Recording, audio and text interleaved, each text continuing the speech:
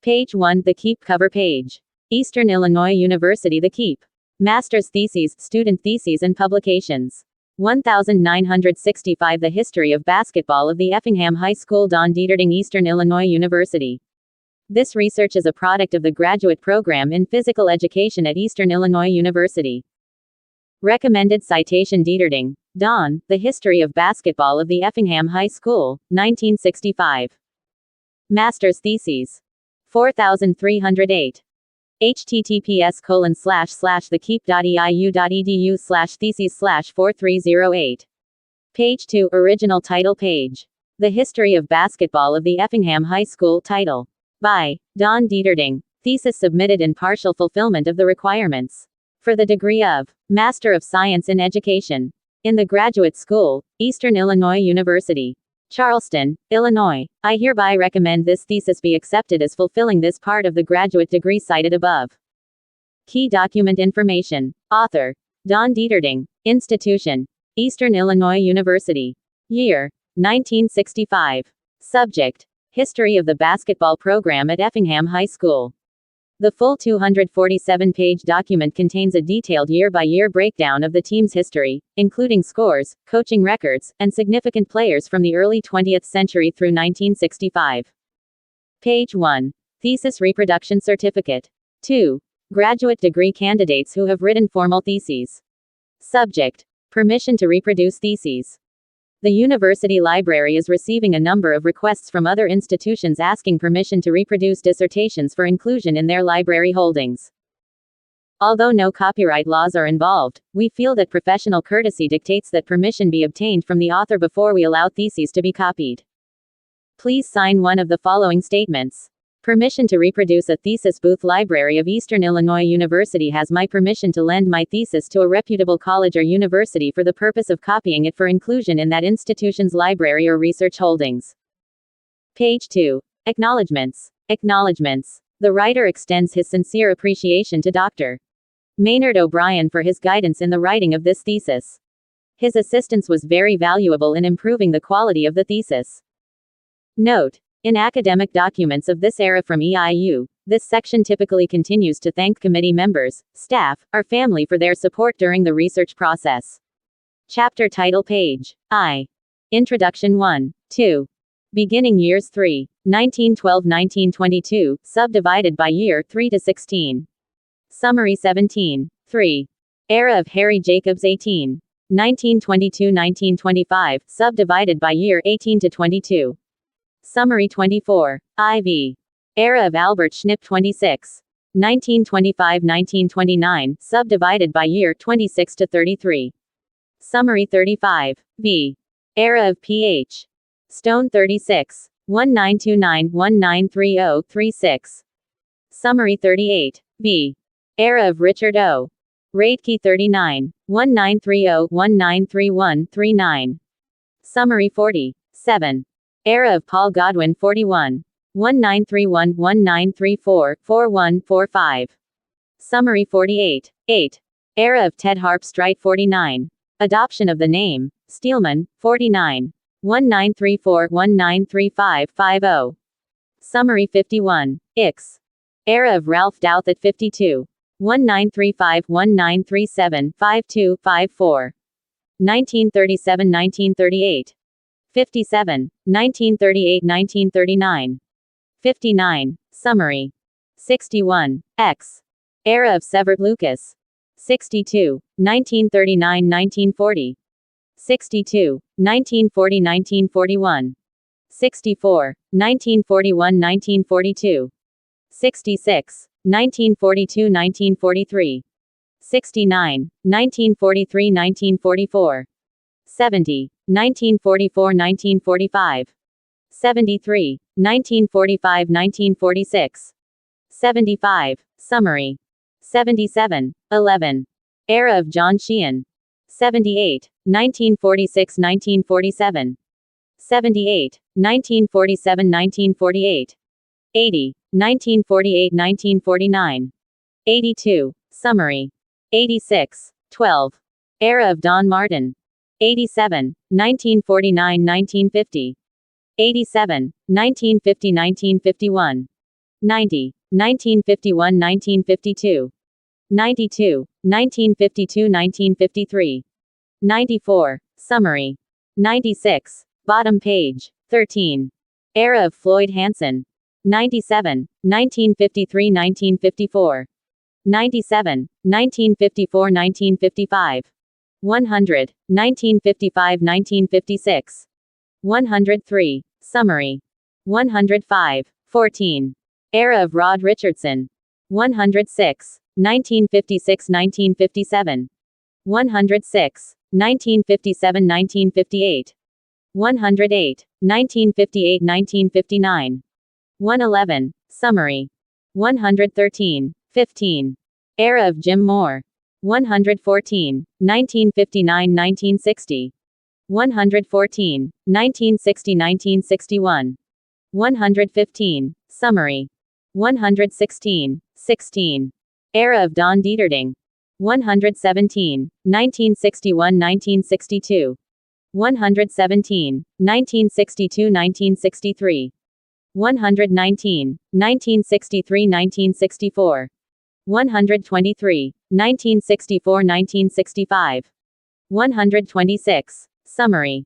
129, 17. Summary of the years 1912 to 1965. 130. Appendix. Appendix A. Yearly record of the Effingham High School varsity basketball team. 133. Appendix B. Total points scored each season by Effingham and opponents and the average number of points scored. 226. Appendix C. Yearly record of each coach and his total winning percentage. 228. Appendix D. Total won and lost record against Effingham's opponents for the years 1912-1965. 231. Bibliography. 234. Chapter I. Introduction. This paper is concerned with the highlights and statistical history of the Effingham High School basketball team located at Effingham, Illinois. This study begins with the 1912-1913 season and continues through the end of the 1964-1965 season.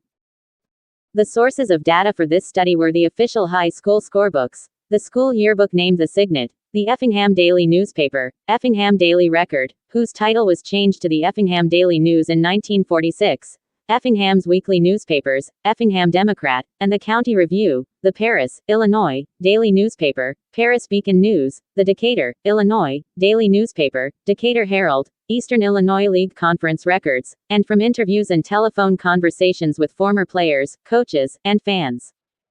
The writer was handicapped by the lack of newspaper coverage in the early years. In some instances the date of the game was not mentioned, in other instances no mention was made of where the game was played, and in still other instances no score was given other than to state if the game was won or lost. This study is divided into chapters according to the coaches' tenure at Effingham High School with exception of Chapter 2. This chapter is concerned with the beginning years of basketball at Effingham High School, 1912-1922, when there was no professional coach. This study is divided into chapters according to the coaches' tenure at Effingham High School with exception of Chapter 2. This chapter is concerned with the beginning years of basketball at Effingham High School, 1912-1922, when there was no professional coach. Chapter 3 is the era of Harry Jacobs, 1923-1925. Chapter 4 is the era of Albert Schneep, 1926-1929. Chapter 5 is the era of P. W. Stone, 1930. Chapter 6 is the era of Richard Radke, 1931. Chapter 7 is the era of Paul Godwin, 1932-1934. Chapter 8 is the era of Ted Harpstrait, 1935-1936. Chapter 9 is the era of Ralph Douthit, 1936-1939. Chapter 10 is the era of Covert Lucas, 1940-1946. Chapter 11 is the era of John Sheehan, 1947-1949. Chapter 12 is the era of Don Martin, 1950-1953. Chapter 13 is the era of Floyd Hansen, 1954-1956. Chapter 14 is the era of Rod Richardson, 1957–1959. Chapter 15 is the era of Jim Moore, 1960–1961. And Chapter 16 is the era of Don Dieterding, 1962–1965. The appendix is divided into 4 areas. Appendix A is the yearly record of the Effingham High School varsity basketball team. Appendix B is the total points scored each season by Effingham and opponents and the average number of points scored. Appendix C is the yearly record of each coach and his total winning percentage. And Appendix D is the total won and lost against Effingham's opponents for the years 1912–1965. Chapter 2. The beginning years of basketball, 1912–1913. This was the first year that basketball was played at Effingham High School. The 1913 yearbook, Signet, had this to say about its beginning. The one branch of athletics which proved to be of the most interest to the pupils of the Effingham High School was basketball. Effingham High School versus High School. What, are those the home boys? Yes, this is the first team that ever represented our school, and I am confident in saying the best team for beginners to be found. This was proven when they came in contact with their adversaries. In the early part of the season, a basketball court was laid out on the school grounds and everyone enjoyed himself thereon, taking part in the game, until the weather compelled the players to seek some sheltered place in which to shoot a few baskets. The high school team was then selected, suits were purchased, and several weeks of hard practice followed in preparation for the first game, which was played with the Fast Five of the St. Elmo High School. The opponents being well organized, and having played together for 2 successive years, outclassed our boys in every respect. This was shown by the final score. The Effingham High School team journeyed to several of the surrounding towns in which they played many hard-fought games, sharing in both victory and defeat. The last and undoubtedly the best game of the season was played in Effingham on March 7 with the strong Neoga Township team. It was witnessed by hundreds of excited spectators, who cheered and rooted for the home team. However, our boys were surpassed in weight, and lacked the strength to run over their opponents. They were defeated by only 8 points. The players of the local team are all beginners, and 3 of the players graduate this year. This may have a tendency to separate the team. Nevertheless, we feel confident that the school has excellent material for a banner team in the near future, and moreover it is expected and desired that Effingham will have the strongest and best aggregation in southern Illinois. A total of 7 games was played, of which Effingham won 3 and lost 4. The 2 home games were played in the Armory, located where the First Christian Church is now located. The spectators who attended these games were forced to stand since there was no place to sit. The Armory was used until the 1922–1923 season. During this time it was legal for a player to jump off the wall under his own basket to get greater height on a shot. Squared. Signet, 1913, page 21–22. Squared interview with H. E. Lankford, June 4, 1965. 1913–1914. Principal Guy Gladson was the coach of the team. Even though basketball was in its infant stages in these years, there was great enthusiasm to combat the difficulties faced by the early basketball teams at Effingham High School. The following excerpt from the high school yearbook, less than U greater than Signet less than U greater than, depicts the feelings of the students at that time. This, the second year of basketball, in the EHS was entirely a success. 11 games were played, and of these 4 were won. This is an exceedingly good record when the size of the teams played is taken into consideration. Our team was very light, being greatly outweighed by every team played. The team knew nothing of the others' playing ability, as only 2 men had played on the last year's team. This, of course, was a great handicap in the first games. The season started with a loss to Kinmundy. A home game was won by Farina. We were beaten in this game by the Farina referee. Every time we gained possession of the ball, he blew the foul whistle, giving us very little chance to score. Squared. The first victory was over Casey. Captain Austin scored 10 points in the last 20 minutes of play. A defeat by Oblong and a victory over Kinmundy followed. The next game played at Casey was the hardest fought game of the season. E.H.S. gained a small lead early in the game, but were soon headed off. Casey tried to rough it, but our referee persistently called fouls on them, although the crowd threatened to mob him. E.H.S. gained the lead after getting a fair chance, and held it until near the close of the game, when Casey forged ahead. It looked as though the game was lost until Hoylman came to the rescue, and won our only out-of-town game by making 2 baskets in short order. It was a good, close game, the score being 23-22. Effingham then won from Lovington and lost to St. Elmo once and Neoga twice. In the last game of the season, according to the Signet, we next went to Farina, and to say we got a rotten deal would be putting it very mildly. Their referee was not satisfied with calling fouls, even though their men were found on top in a scramble, but, seeing no other chance to win, awarded them points.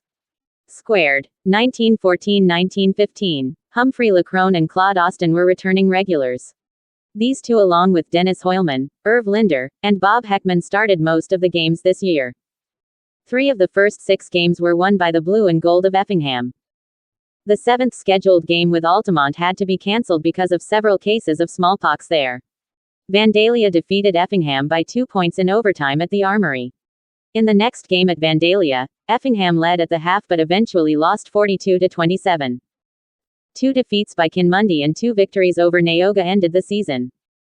The record was 5 victories and 6 defeats. Less than U greater than 1915-1916, less than U greater than. Only 2 players, Irv Linder and Arch Cruz, returned from last year's team as Effingham prepared for a 10-game schedule. An opening game loss to the KC5, who were playing their 8th game, started the season.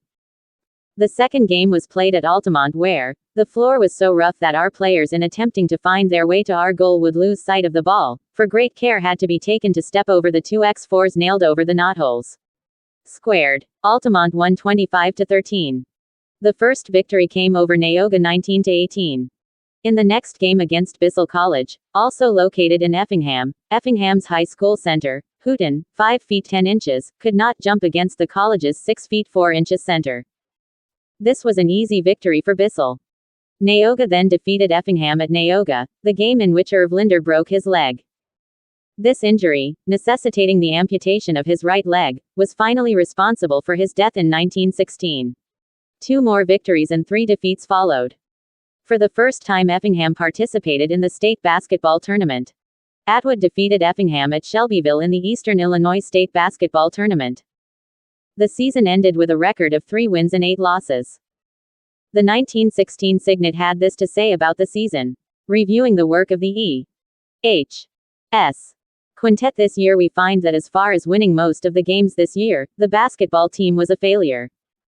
However, the cause of all the defeats was not the poor playing of the players, but the lack of spirit on the part of the pupils of the high school. In order to have a winning team, the whole school must be back of it, and this was our chief need this year. Although the team did not win all of their games this year, we can truthfully say that no team ever fought harder for the blue and gold than did this year's team. When we consider that only 2 of last year's men were with the team this year, we see that in all contests the work of the basketball team of 1915-1916 reflected credit on E.H.S. 1916-1917. Effingham's colors changed from blue and gold to red and green. Although an experienced team started the season, they lost an opening game with St. Elmo. In the next 7 games, Effingham won only 1, a 43-18 win over Bissell College. The season ended with a record of 1 win and 7 losses. The 1917 Signet gave the following reasons for the poor season. This string of defeats looks bad on paper, but in truth, it was the best thing that could have happened for the teams that are to fight for the red and green in the succeeding years. It will live long as an example in the minds of the players, that there must be teamwork and cooperation in any game. It will cause them to follow the fundamentals of the game more closely and to work the real inside stuff, which is the part of teamwork that makes or breaks a team. In the first place, our team, which had promised to be the best that E.H.S. had turned out for many a day, was burdened by several dissenting players, but this difficulty was smoothed over, and it looked for a while as if we would reach the top, but flunking grades cut a couple of our men, and from then on things began to droop. The first to be noticed was the practice. Without that, a team need not expect to win. Horseplay was the chief game at the Armory this year, and it was a poor substitute for the practice. Individual work also figured largely in wrecking our hopes for this season. We did not make a creditable showing this year through no fault of the material at hand, our lack of proper coach, for there was plenty of both, but it was because we lacked the faculty of hard conscientious work, and I believe that a good motto for next year's team would be, hard work and plenty of it. Now, a word as to the support we received. The board treated us royally in the manner of paying the practice expenses of the armory, and we, the team, wish to thank them. In our 2 home games, the student body backed us to the limit and it was no fault of theirs that the scores were not different. The faculty also furnished good coaching in the person of Mr. Jones, Bruce, and extraordinary yelling led by Dad Walker. There were several other teachers who also took an active interest in the game, overlooking a flunking player till that individual shouted at them, "Look at me, I am flunking." Take it, all in all, this should have been a successful season, and it will be so considered from the fact that it will help succeeding teams, who will fight under the red and green. 1917-1918. Mr. William Crudup, a student at Bissell College, was the coach this year. Virgil Austin, the only returning letterman, was the nucleus for the team. During the season Effingham won 3 and lost 8 games. One of the victories was a 96-6 win over Montrose. The 96 points is still the largest number scored by any Effingham team to the present date.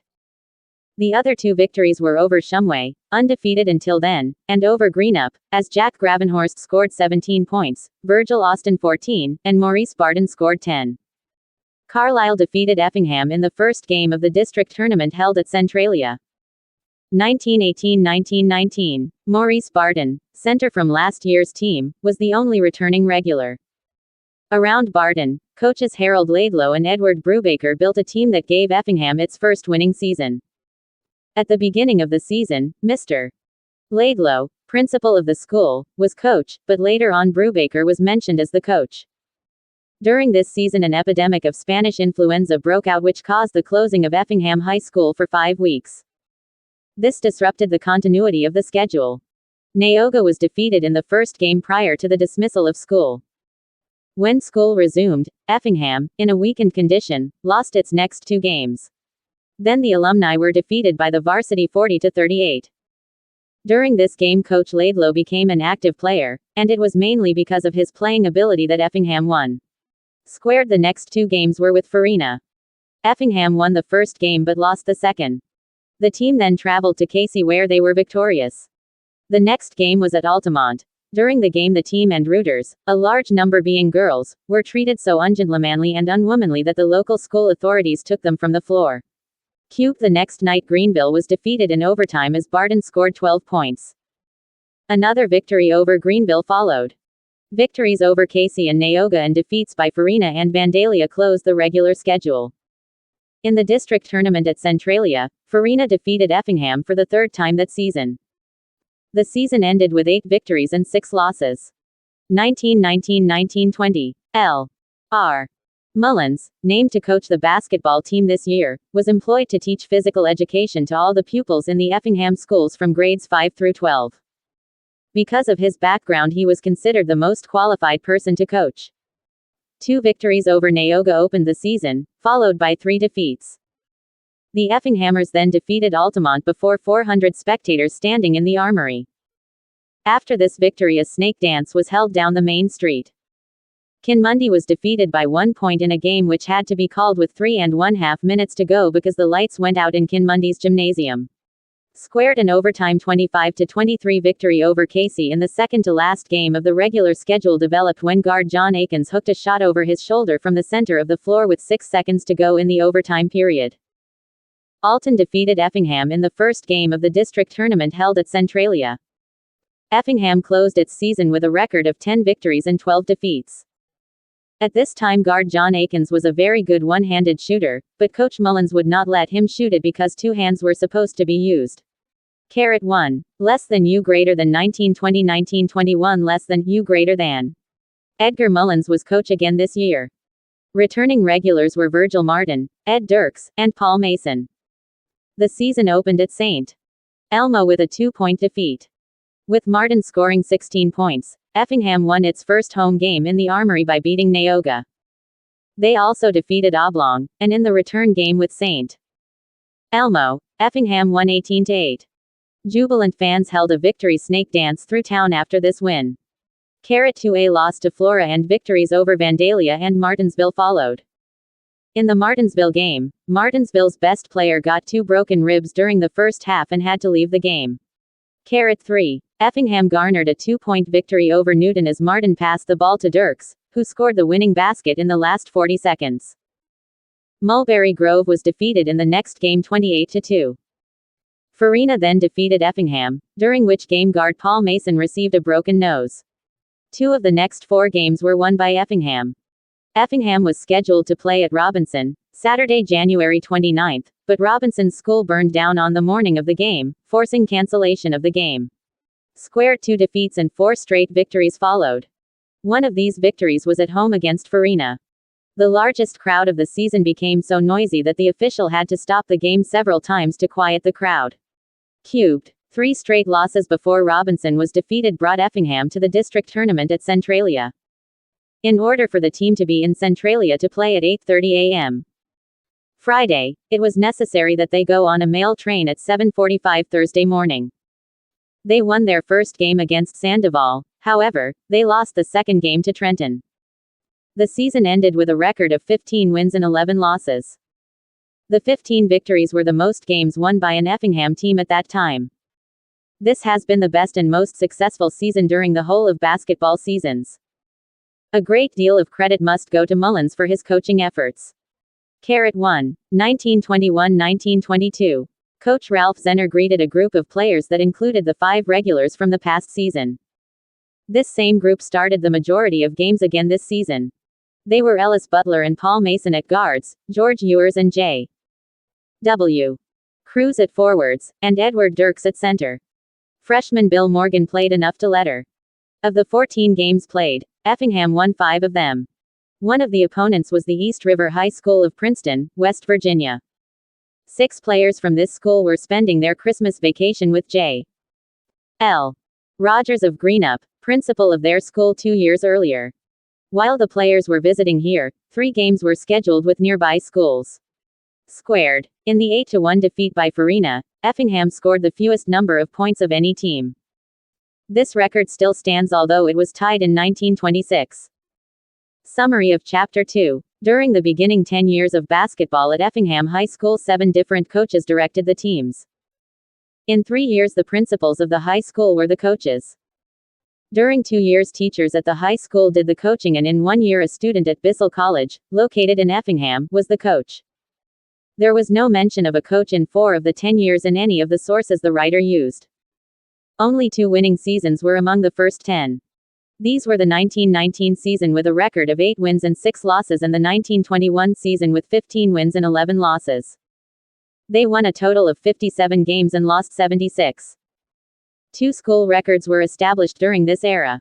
These were the fewest number of points scored in one game, which was scored by the 1922 team when they scored only 1 point, and the largest number of points scored in one game when the 1918 team scored 96 against Montrose. All the home games were played in the Armory. The original colors of the team were blue and gold. In 1917 the colors changed to red and green. These colors are still the official colors of the school today. 1965. Effingham played in the state tournament playoffs for the first time in 1916. Chapter 3. The era of Harry Jacobs.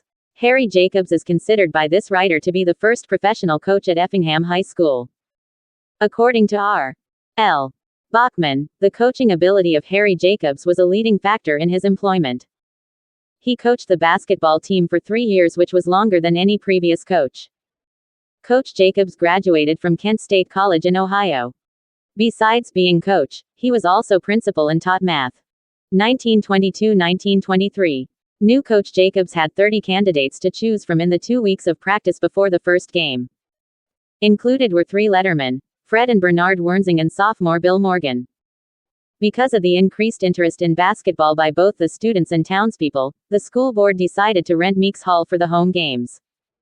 This was originally a skating rink, which had 3 rows of bleachers on both sides plus a small balcony at one end.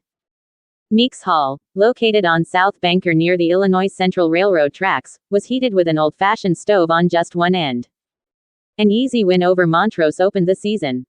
Missing 9 out of 14 free throws, Effingham suffered their first loss to Newton, 27-23.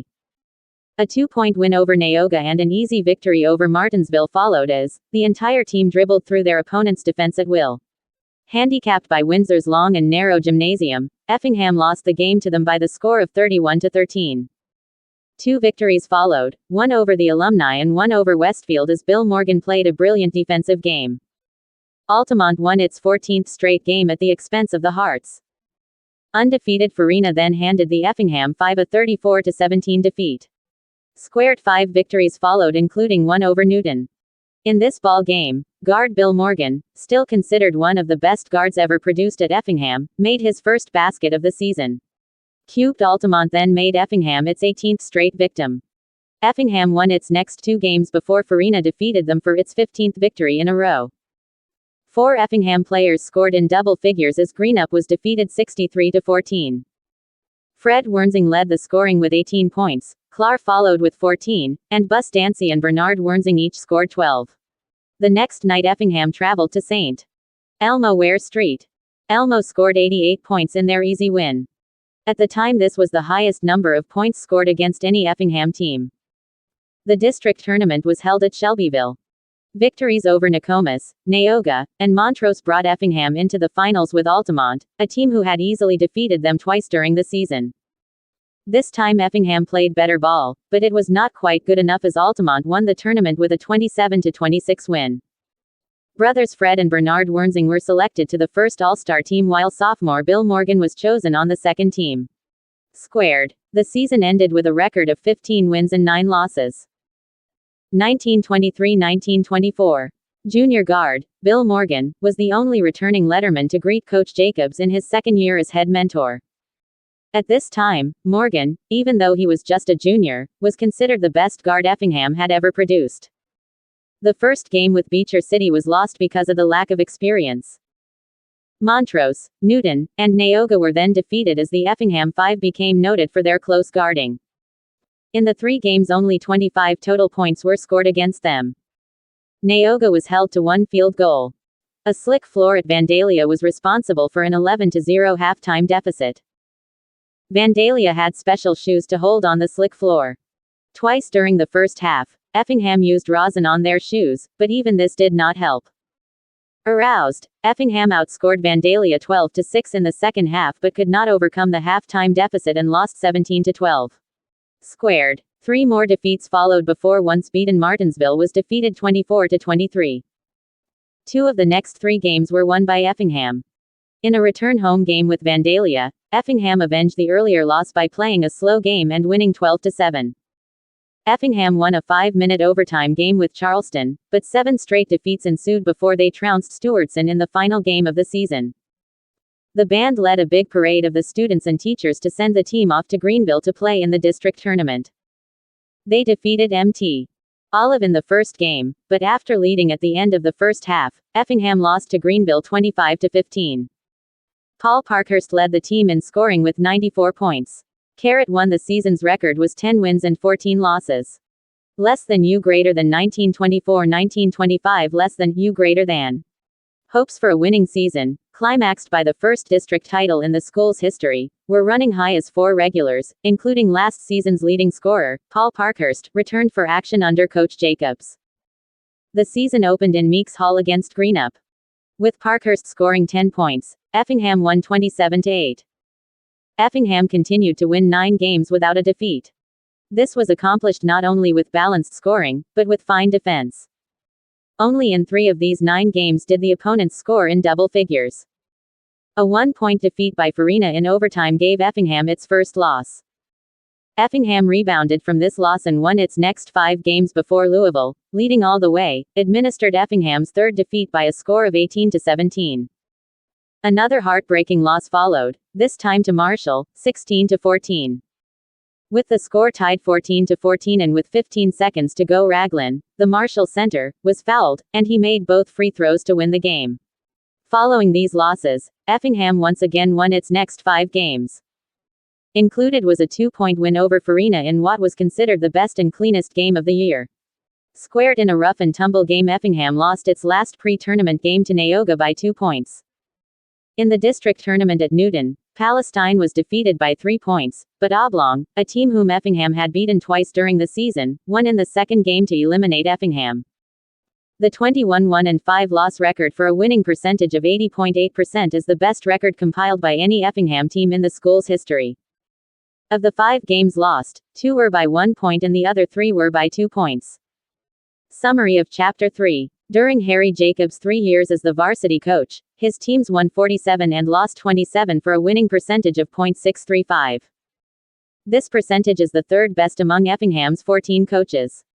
The 21-5 record in 1925 is the best record percentage-wise that Effingham has ever had. Chapter IV. The Era of Albert Schneep. After graduating from Effingham High School, Albert Schneep attended Central Wesleyan College in Missouri, where he received his Bachelor of Science degree. While at Central Wesleyan College, he played on the basketball team which won the championship of the Missouri Intercollegiate Athletic Association. Besides his coaching duties, he was principal the 3 years he remained in Effingham. 1925-1926. 30 boys reported for the first practice called by Coach Schneep. Among the 30 was but one letterman of last year, Captain-elect Harold Claypool. This year Effingham became a member of the Eastern Illinois Conference, which included the following high schools: Paris, Charleston, Casey, Robinson, Marshall, Oakland, Westfield, Toledo, Greenup, Martinsville, Newton, Oblong, and Palestine. Effingham remained in the conference until 1961. The opening game was away with Vandalia, a team who had already played 10 games. A number of playing combinations were used, but Vandalia won 26-8. Louis Licos, one of Effingham's most ardent fans, bought new uniforms for the team, worn for the first time against Effingham's first home opponent, Montrose. Captain Claypool scored 7 points to help Effingham to its first win 14-13. This game was played in Meeks Hall as were the remainder of the home games.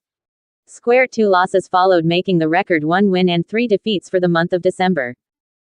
January started with Effingham's second victory, a 20-14 win over Vandalia. Toledo then beat Effingham, 13-1, in a game which tied a record for scoring the fewest number of points. A free throw by Ben Angel was the only point scored by Effingham. 3 more defeats followed before Effingham defeated Marshall 24-21. In the Marshall game a new lineup proved successful and was used for the remainder of the season. This was Claypool and freshman Angel at forwards, Broom at center, and Sprinkle and Henderson at guards. In the Eastern Illinois League tournament held at Marshall, Effingham won the first game from Oakland, a team who had only 1 defeat, and beat Charleston in the second. In the semifinals, Westfield, the eventual winner, defeated Effingham by the score of 23-15. Effingham won 4 of the remaining 6 games on their schedule, giving them a record of 12 wins and 9 losses. Effingham reached the semifinals of the district tournament at Greenville by defeating Highland and Vandalia. Trenton ended the hope for a championship with a 17-12 win. In the game for third place, Effingham defeated Sorrento 19-9. Claypool was selected on the first All-Star team, while Henderson was chosen on the second team. Coach Schneep had a 14-11 record in his first year. This was a credit to his coaching, since the team was inexperienced but showed steady improvement as the season progressed. Of the 451 points scored by the Effingham team for the year, Harold Claypool scored 203. 1926-1927. 2 regulars, Ben Angel and Mike Sprinkle, and letterman Bob Miller were present for the first practice held in the first week of December. Effingham had only 1 week of practice before their first home game against Watson. This year, because of its modern heating system, Odeon Hall was rented from Sacred Heart Catholic Church for all home games. This was located where the present Sacred Heart Grade School stands. Squared. With Bob Miller scoring 27 points, Watson was defeated 67-27. A win over Montrose followed before Westfield handed Effingham their first defeat. Miller once again led Effingham back on the winning trail by scoring 16 points in an easy win over Marshall. To the power of 4 they defeated Newton and Vandalia also before Mattoon defeated Effingham for their second loss 30-25. Farina and Greenup gave Effingham their third and fourth straight defeats before Mattoon was beaten 37-19 to even the series with them. Ben Angel scored 15 points as Charleston was defeated 28-21. The month of February started with a win over Teutopolis as Farrell Brown, a sophomore, filling in for Schottman, Effingham's ailing center, scored 12 points.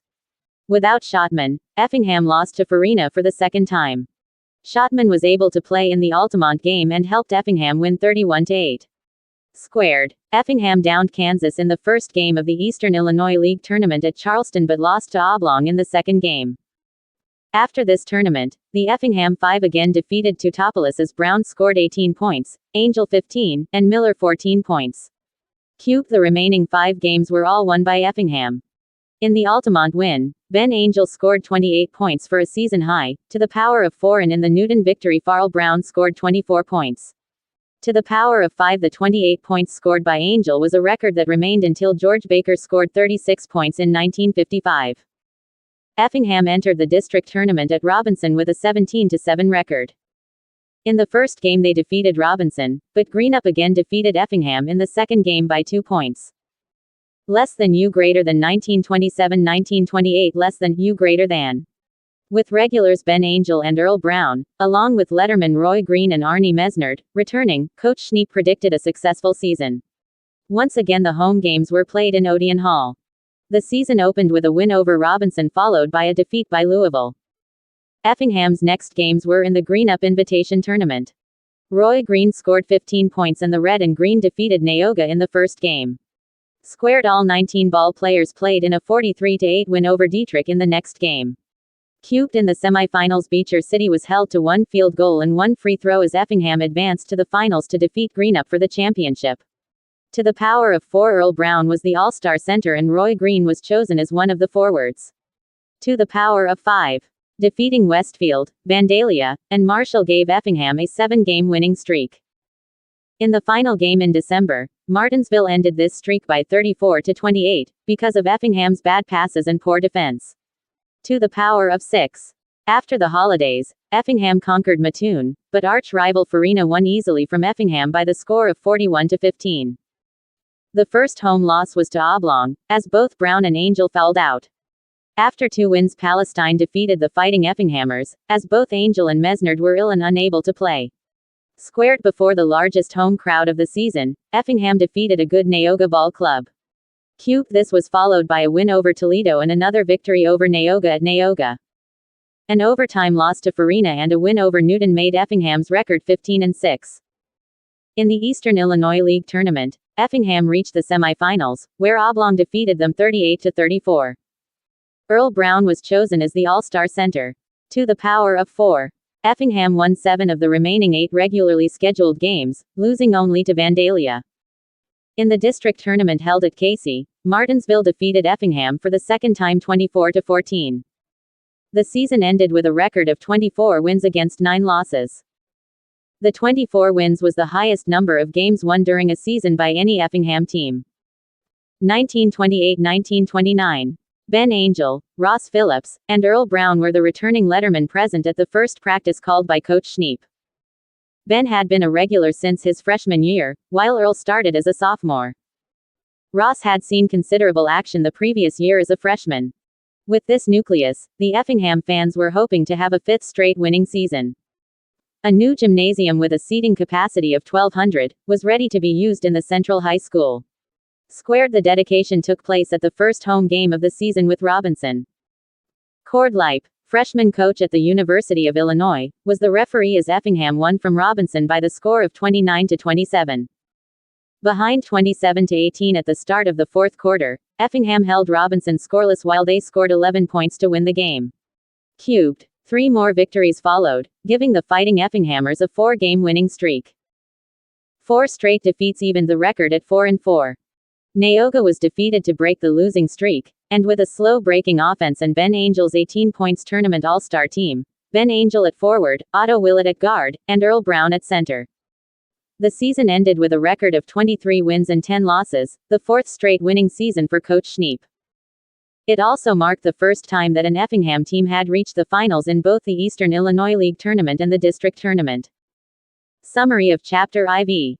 Effingham's conference affiliation with the Eastern Illinois League was begun during Albert Schneep's first year as coach. During his 4 years of coaching, he won 79 games and lost 38 games for a winning percentage of .675. This is the best winning percentage of any coach in Effingham's basketball history. The Greenup Invitational Tournament was won in 1928. Ben Angel set a single-game scoring record by scoring 28 points in 1927. A new gymnasium, now Central Junior High School's gymnasium, was dedicated in 1929. The Eastern Illinois League Tournament was held in this new gymnasium in 1929. The 24 games won in 1928 and the 23 games won in 1929 still remain the most victories over a 2-year span ever compiled by an Effingham team. Arch rival Farina was beaten for just the 3rd time in the school's history. Won a 1-point victory over Vandalia followed. Centralia defeated Effingham, after which the Effingham 5 defeated Casey and Palestine. Farina then avenged an earlier January loss with a 30-23 victory. Victories over Newton and Kansas enabled Effingham to enter the Eastern Illinois League Tournament with a record of 11 wins and 6 losses. In this tournament, host school Effingham advanced to the finals with victories over Robinson, Martinsville, and Hudsonville, but Westfield defeated Effingham by 1 point for the championship. Forward Ben Angel, center Earl Brown, and guard Benson Sprouse were honored by being selected to the first All-Star team. Squared. The next 6 games were won by Effingham, however, they bowed to Westfield and Altamont in the last 2 games of the regular season. In the district tournament, Effingham reached the finals for the 2nd year in the school's history. 3 This time the Fighting Effinghamers were defeated in the finals by Farina, a team whom Effingham had beaten earlier in the season. Chapter V. The Era of P. W. Stone. Coach Stone graduated from Illinois College in 1925. He taught and coached at Franklin High School, Franklin, Illinois, for 3 years. The year previous to his employment at Effingham, he coached football and basketball at Waverly High School, Waverly, Illinois. 1929-1930. Only one letterman, guard Ross Phillips, was present at the first practice called by Coach Stone.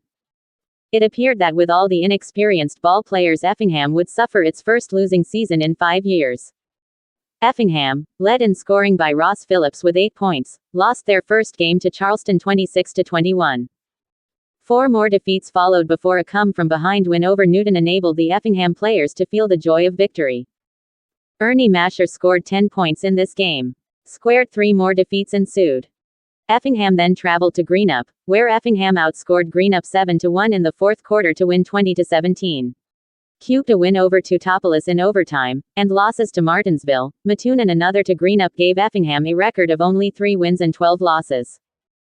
Without ailing center Frank Stoley, Effingham lost its first game in the Eastern Illinois League Tournament to Newton 24-19. Effingham lost 2 of its next 3 games before they defeated Toledo for the 5th win of the season. In this game with the score tied 15-15, Effingham missed 4 straight free throws before Bill Scott sank 2 for the victory. In the last game of the season, Vandalia humiliated Effingham with a 50-19 win. Effingham was the host for the district tournament. In one of the most exciting games ever played by an Effingham team, the hosts defeated Stewartson 24-22 in 3 overtimes with Clarence Davis scoring 14 points. Effingham went on to down Teutopolis in the semifinals, but Kinmundy won the championship by defeating Effingham 22-20. Forward Clarence Davis, guards Clyde Jenkins and Jake Ruther were members of the district all-star team. To the power of 4. Summary of Chapter V. Inexperience was the main reason for the 17 losses during P. W. Stone's 1 year as varsity coach. His record of 7 wins and 17 losses was the first losing season for the Hearts in 5 years. Chapter V. The Era of Richard O. Radke. Richard Radke received his Bachelor of Science degree from Stout Institute. He taught manual arts as well as coached basketball during his employment at Effingham High School. 1930-1931.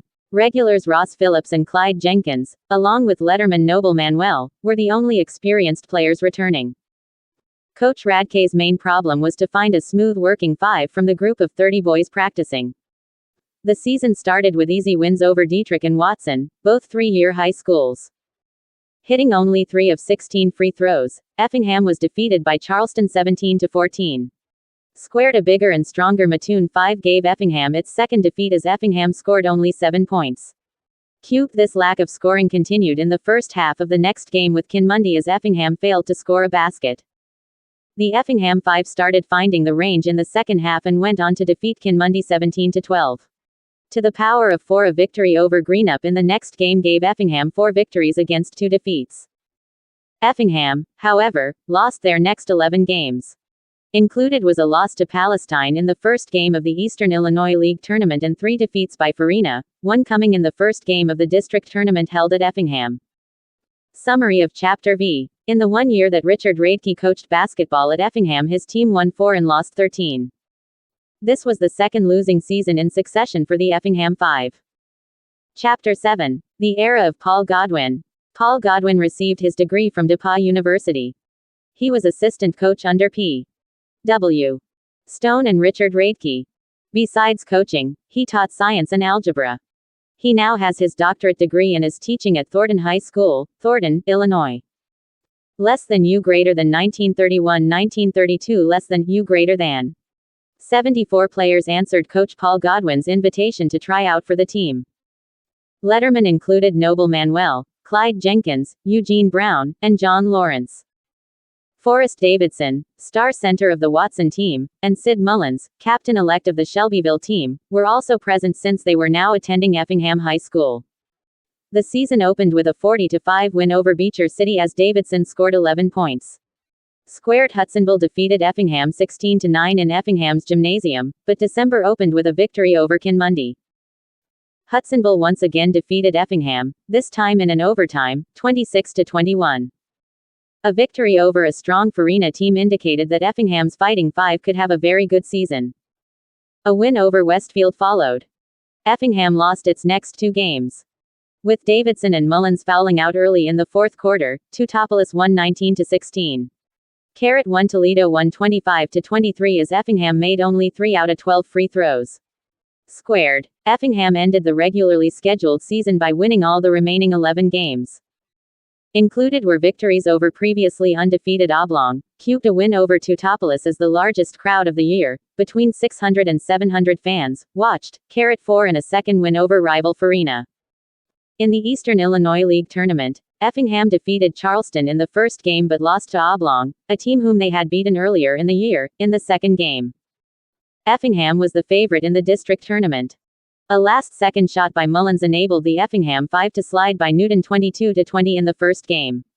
5 victories over Bible Grove and Toledo brought Effingham their first district championship. Effingham then journeyed to Salem to play in its first sectional tournament, where Collinsville defeated Effingham 27-20. After 2 losing seasons, a 19-6 record enabled Effingham to get back on the winning way. Less than U greater than 1932-1933 less than U greater than. Letterman Ken Bolin, Warren McManaway, Harold Austin and Sid Mullins were among the 70 who reported for the first practice this year. The new 10-second rule went into effect in 1932, much to the liking of the players as well as the fans. 1. With Mullins scoring 13 points, Effingham defeated St. Elmo 29-21 in the first game of the season. 2. Kinmundy, a good defensive ball club, administered the Red and Green's first defeat, 30-21. A 1-point win over Toledo followed before Hudsonville, scoring a total of 88 points, defeated them. Victories over Altamont, Farina, Greenup, and Westfield brought Effingham's record to 7 wins and 2 losses. In the Westfield game, the playing was so rough that the referee stopped the game to remind the players that they were playing basketball, not football. 3 After the holidays, Teutopolis and Altamont were defeated before Hudsonville once again beat the local 5. This time they scored only 39 points. Against Oblong only Mullins could find the basket as he scored 10 of the total 16 points, as Effingham was defeated 47-16. After a win over Farina, and an overtime loss to Vandalia, Effingham downed St. Elmo as Harold Austin scored 9 points in the fourth quarter to bring Effingham from behind. 2 defeats followed before Teutopolis was defeated. Effingham lost 4 of the remaining 5 games on the schedule. Their only win was over Toledo. Before this game all of the Effingham ball players had their hair cut short in a short pompadour, the smart style of the early 1920s. The boys played superlatively and felt it was because of the haircuts. Effingham lost its first game in the Eastern Illinois League tournament but won its own district tournament for the second year in succession. Victories over Altamont, Iola, and Teutopolis enabled Effingham to meet the favorite, Kinmundy, in the finals. Kinmundy had beaten Effingham twice during the season, but the third time was the charm for Effingham as they won 16-14. Sid Mullins was the leading scorer in the tournament with 30 points. In the sectional tournament, Monticello defeated Effingham in the first game 29-13. The season ended with a record of 17 wins and 13 losses. Less than U greater than 1933-1934 less than U greater than. Effingham fans were looking forward to this season, since 8 lettermen were returning, all of whom had been starters at one time or another on the previous season's district championship team. Also present was Kurt Henderson, former star of the Watson High School team. Coach Godwin said he looked for a championship team. Squared. The season opened with an overtime win over Neoga, as center Harold Austin scored the only points in the overtime. Cubed. Another win followed over Stewartson before Greenup defeated Effingham, 27-17. A trip to Neoga to play the team they had previously beaten in overtime proved disastrous as Neoga won 19-16. Effingham was behind by 6 at the start of the fourth quarter, and if there had been more time, they could have defeated Neoga. A third straight defeat was administered by Casey. Effingham returned to Greenup and this time defeated them as forward Kurt Henderson scored 18 points. Squared. A victory over Oblong was the last game played before the holidays. January started with a defeat by Kinmundy in a poorly played ball game.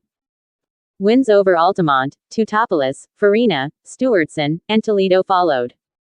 In the Teutopolis game, Coach Godwin changed from a zone to a man-to-man defense at halftime and assigned Henderson to guard the Teutopolis captain, Roger Weber. This strategy paid off as Effingham came from behind to win by 4 points. Cubed. Effingham's 5-game winning streak was broken by Vandalia, a team who had a record of 18 wins and only 2 losses. To the power of 4. By holding Henderson, the leading scorer at that time, scoreless and with Austin fouling out early in the game, Newton easily defeated Effingham in the first game of the conference tournament. To the power of 5. The next week Effingham went to Newton, and this time they won 26-15. Behind 10-5 at the half, Effingham staged a second-half rally, defeating Teutopolis by 10 points. Wins over Altamont, Kinmundy, and Toledo followed.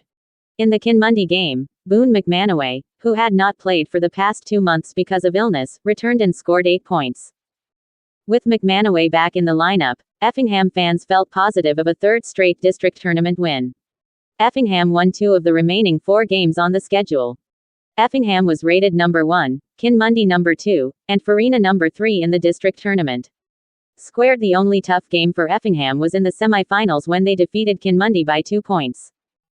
With Austin scoring 17 points and Henderson 15 points, Altamont was then easily defeated for Coach Godwin's third straight district title. The official of the tournament called Henderson the biggest little man in Southern Illinois basketball. Cubed. Catlin defeated Effingham 15-7 in the sectional tournament at Mattoon. The season ended with a record of 18 wins and 9 losses. Kurt Henderson, Effingham's leading scorer, later played professional basketball with the Detroit Gems. Summary of Chapter 7. During Paul Godwin's 3 years as varsity basketball coach, his teams won 54 games and lost 28 for a winning percentage of .659. This is the second best percentage among the 14 professional coaches whom Effingham has had. During Godwin's reign, Effingham won its first district tournament. 2 more district titles were won, enabling Godwin to be Effingham's only coach to win the district or regional tournament in every year he coached. Chapter 8. The Era of Ted Harpstreit. A graduate of James Millikin University, Ted Harpstreit was assistant coach at Effingham High School for 3 years under Paul Godwin. He taught manual arts and physical education. After recovering from an illness, he was employed at the Belleville High School, Belleville, Illinois, in the fall of 1936. He remained there as track coach until his retirement in 1964. Adoption of the name Hearts. Up to this time, Effingham's athletic teams had no official nickname. The basketball teams were called on different occasions the Fighting Five and the Fighting Effinghamers, but these were names sport writers called the teams. In the 1930 census, it was discovered that Effingham was the center or heart of the population in the United States. Because of this, the school authorities officially adopted the name Hearts for the high school athletic teams. A sports writer from one of the Chicago papers added the word flaming, and although the official name is just Hearts, it is most commonly called Flaming Hearts. Nobel Dayval and Harold Austin, returning regulars, were joined by transfer student Dave Coslett from Beecher City as the Hearts prepared for their first game against St. Anthony. These, along with Walter Stevenson, Charles Oliver, and Melvin Rodel, gave new coach Ted Harpstrait a strong nucleus with which to work to build a fourth straight district championship team. For the first time, the Hearts wore long knee socks. These and new uniforms and warm-up jackets made the Hearts a very flashy outfit. Poor shooting plagued the Hearts during the months of November and December. This resulted in only 2 wins compared with 6 losses. 2 defeats started the month of January before Teutopolis was defeated for the Hearts' 3rd win. A victory over Robinson, and a defeat by Palestine in the Eastern Illinois League tournament ended basketball for January. The Hearts got off to a good start in February with a victory over Teutopolis, but once again poor shooting caused another Effingham loss, this time to Salem. Leading 16-3 at the half, Effingham easily defeated Kinmundy. Back on the winning trail, the Hearts won the last 4 games of the regular season. A new electrically operated scoreboard, which showed teams, quarters, time and score, was installed in the Central Gymnasium for the district tournament. The Hearts easily won their first 2 games, but with Nobel Dayval, Effingham's best defensive man and the key man on offense, unable to play because of illness, the Hearts were defeated by Salem, 35-34. The season started poorly, but through hard work and practice great improvement was made as the season progressed. Had Dayval been able to play, the Hearts might well have won their 4th straight district tournament. Summary of Chapter 8. In Ted Harpstrait's only full year of coaching, his team had a record of 17 wins and 14 losses. Before illness sidelined him in the next season, his team won 2 games and lost none. This gave him a combined record of 19 wins and 14 losses. Chapter X. The era of Ralph Douthit. Ralph Douthit was employed to coach basketball after the 3rd game of the 1935-1936 season. This became necessary when Ted Harpstrait was forced to resign because of his health.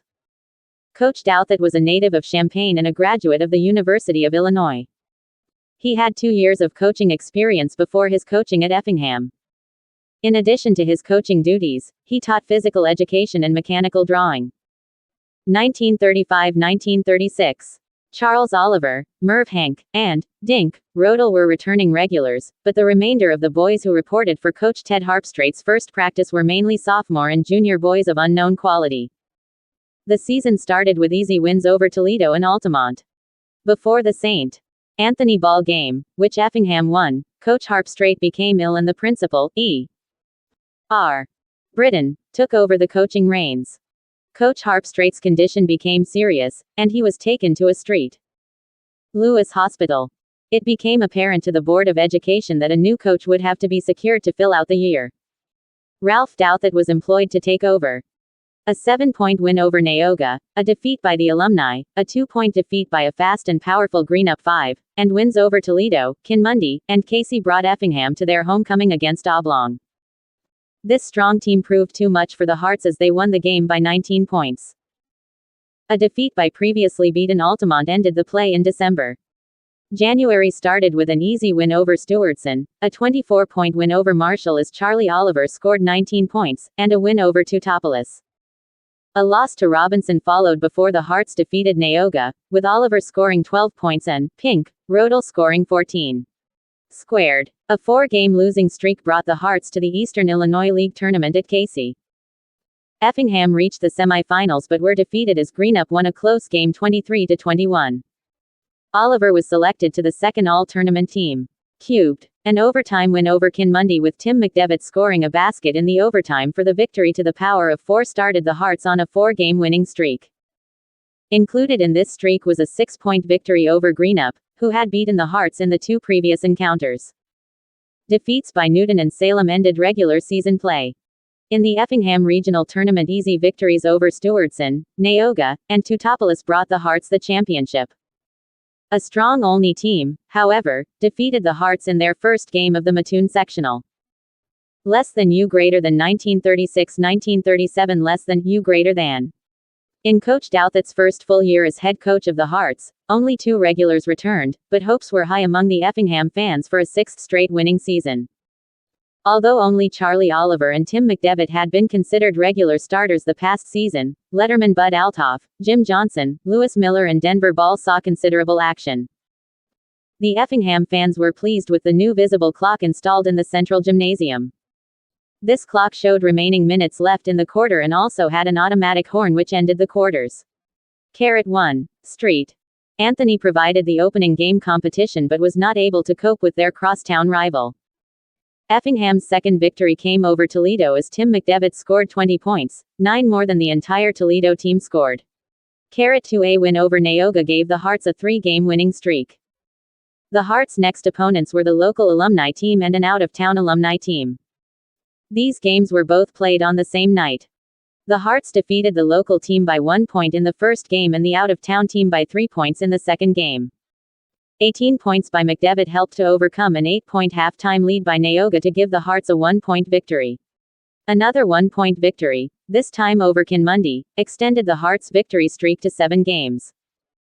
3 consecutive defeats, 2 by 3 points and 1 by 2 points, followed before the Hearts defeated Greenup by 3 points in a homecoming game. In the Mt. Vernon Christmas tournament, the Hearts received a first-round bye and played Johnston City in the second-round game. The Hearts led 2-1 at halftime but lost 7-6 in, as the score indicated, a defensive battle. Squared. After the Christmas vacation, the Hearts upset a strong Mattoon 5 as Charlie Oliver scored 11 points. The Hearts evened the series with Teutopolis with an easy 23-point win. With Bill Jaycox hitting a free throw and Oliver scoring a basket, the Hearts came from behind to beat Vandalia by 1 point. Newton and Toledo were the next victims of the Hearts. In the Toledo game, the Hearts wore their new black uniforms for the first time. Squared. In the Eastern Illinois League Conference tournament at Casey, the Hearts won their first 2 games but lost to Paris in a double overtime in the semifinal game. McDevitt and Oliver were named for the first all-tournament team. The Hearts were upset by Kinmundy on their own floor but then went on to win the remaining 4 games before the regional. The Hearts once again won the regional without too much trouble, and as was the case in the previous season, were defeated by only in the first round of the Bridgeport sectional. History was made this season when Effingham went to the semifinals of the conference tournament 2 years in succession. The 22-7 record was the 3rd best in the history of the school up to this date. 1937-1938. Prospects for a good season were very poor. Only 3 lettermen returned and none of these had been a starter the previous year. Bill Jaycox, Ed Manuel, and Dale Austin were also the only players who had seen varsity action the year before, but, nevertheless, Coach Douthit was optimistic about the coming season. An opening game defeat by the alumni started the Hearts off on a losing way, then Bill Jaycox led the Hearts to their first victory over Toledo by scoring 12 points. This victory was followed by another over Neoga 25-15. After the team's lag of 11 points at halftime, Bud Mary and Dale Austin led a spirited second-half rally which fell short as Greenup defeated the Hearts by only 2 points. Mary and Austin each scored 11 points. Squared. In their next game, the Hearts traveled to Centralia to play the highly rated Orphans in their new Trout Gymnasium. Much to the pleasure of the Heart fans was the 31-21 win over the Orphans. Another tough contest ensued as Effingham hosted the Teutopolis Wooden Shoes, led by a 6 feet 4 inches center. To the power of 4 once again the Hearts rose to the occasion and won by 5 points. The Hearts were defeated in their next 3 games, including a homecoming game loss to undefeated Mattoon. A victory over Salem evened Effingham's record at 5 wins and 5 losses. In the Mt. Vernon Holiday Tournament, the Hearts overcame a fourth-quarter lead to defeat the host school 16-15 squared but were defeated by Albion in their second game. A defeat by Teutopolis on their home floor, a victory over Charleston, undefeated in league play, a 1-point loss to Salem, and then 3 straight victories enabled the Hearts to enter the Eastern Illinois League Tournament with a winning record. Austin, with 13 points, and Jaycox with 11 points, led the Hearts to a win over a strong Robinson team in the first game. In the second game the Hearts were defeated by Oblong, the winner of the tournament. To the power of 4. Following this tournament the Hearts were defeated in their next 3 games but ended the regular season in a winning way by defeating Vandalia and Centralia. Effingham was again host for the regional tournament. The Hearts easily defeated Stewartson in the first game but were upset by St. Elmo in the second game. The Hearts played inconsistently all year but still had a winning season with a record of 13 wins and 12 losses. This also was the third straight winning season under Coach Douthit. The 7-season winning streak started in the 1931-1932 season and continued through this season as the longest winning streak in the school's history. Less than U greater than 1938-1939 less than U greater than. Coach Douthit's fourth season opened with no returning regulars, and only Laverne Shirley was a letterman. The remainder of the squad was composed of mostly inexperienced sophomores and juniors.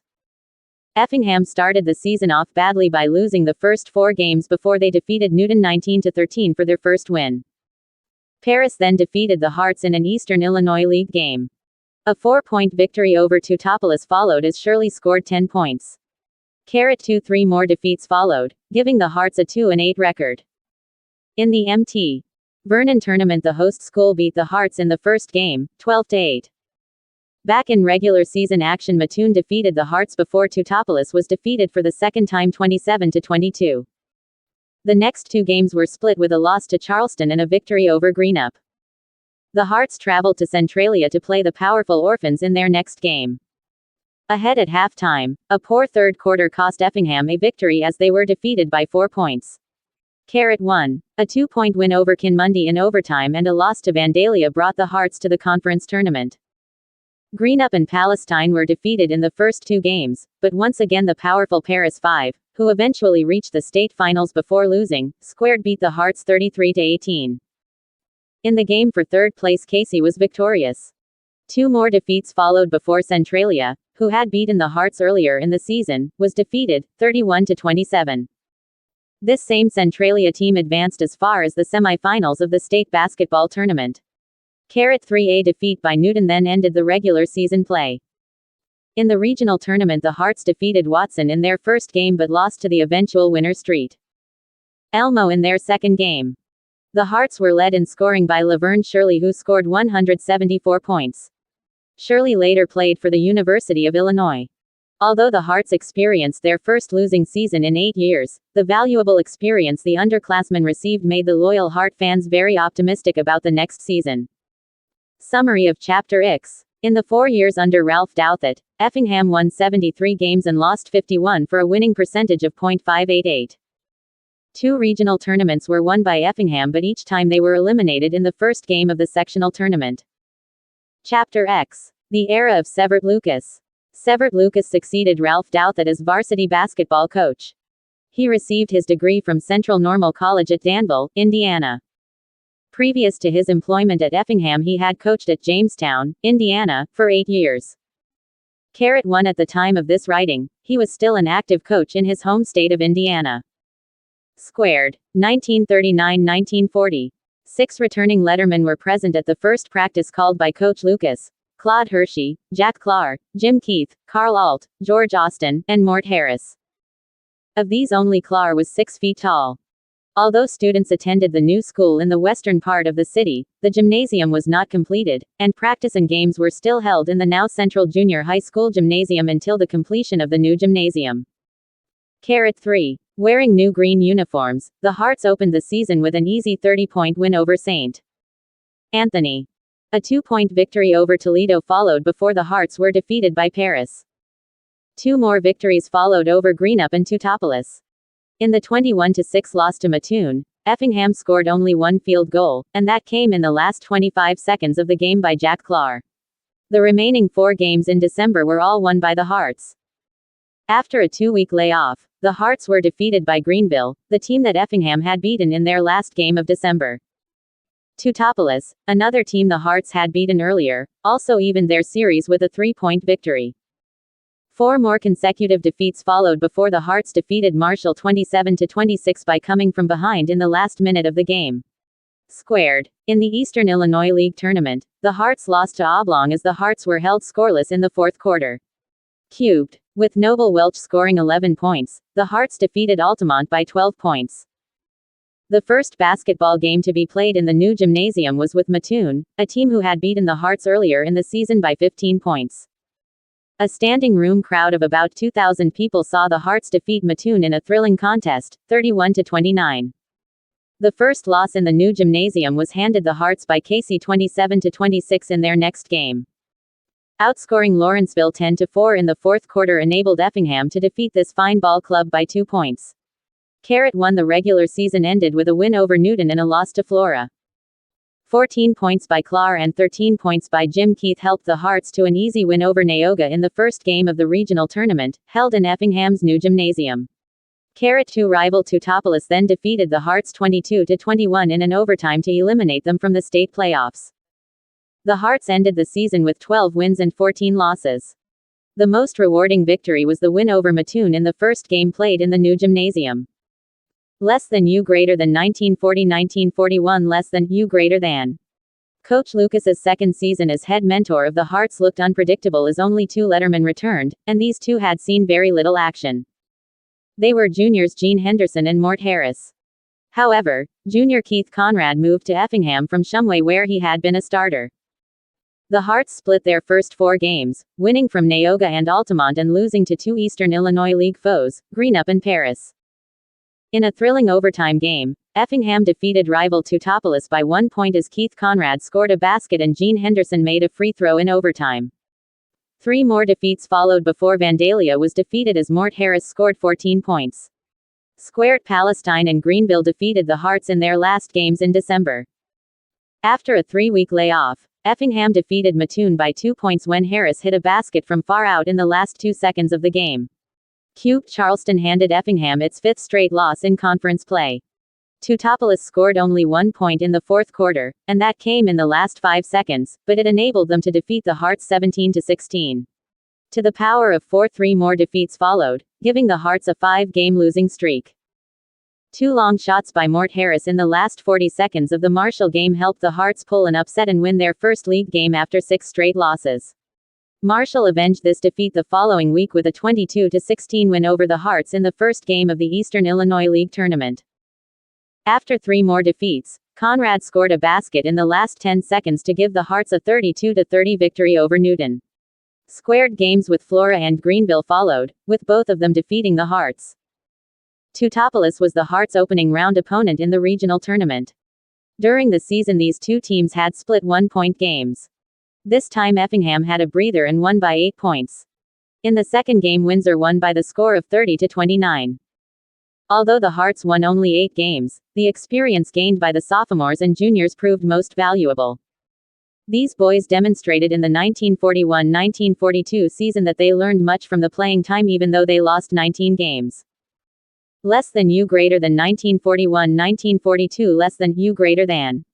Coach Lucas, with 7 lettermen returning, expected the best season and the first winning season since he had become coach. The 7 lettermen included seniors Gene Henderson, Mort Harris, and Keith Conrad, and juniors Leon Galbraith, Charlie Austin, Warren Hobb, and Tommy McCoyne. A 5-point victory over Mulberry Grove in the opening game and an 8-point victory over a Neoga team, who had won 5 straight, in the second game gave the Hearts a fine start. However, Paris defeated the Hearts in the first league contest, 37-28. The Hearts rebounded with a victory over Mattoon, 33-24.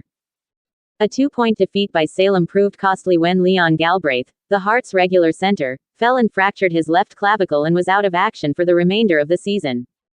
After a victory over Vandalia and an 8-point victory over Teutopolis, in which Mort Harris scored 15 of his team's 28 points, Squared Robinson handed the Hearts their second league loss.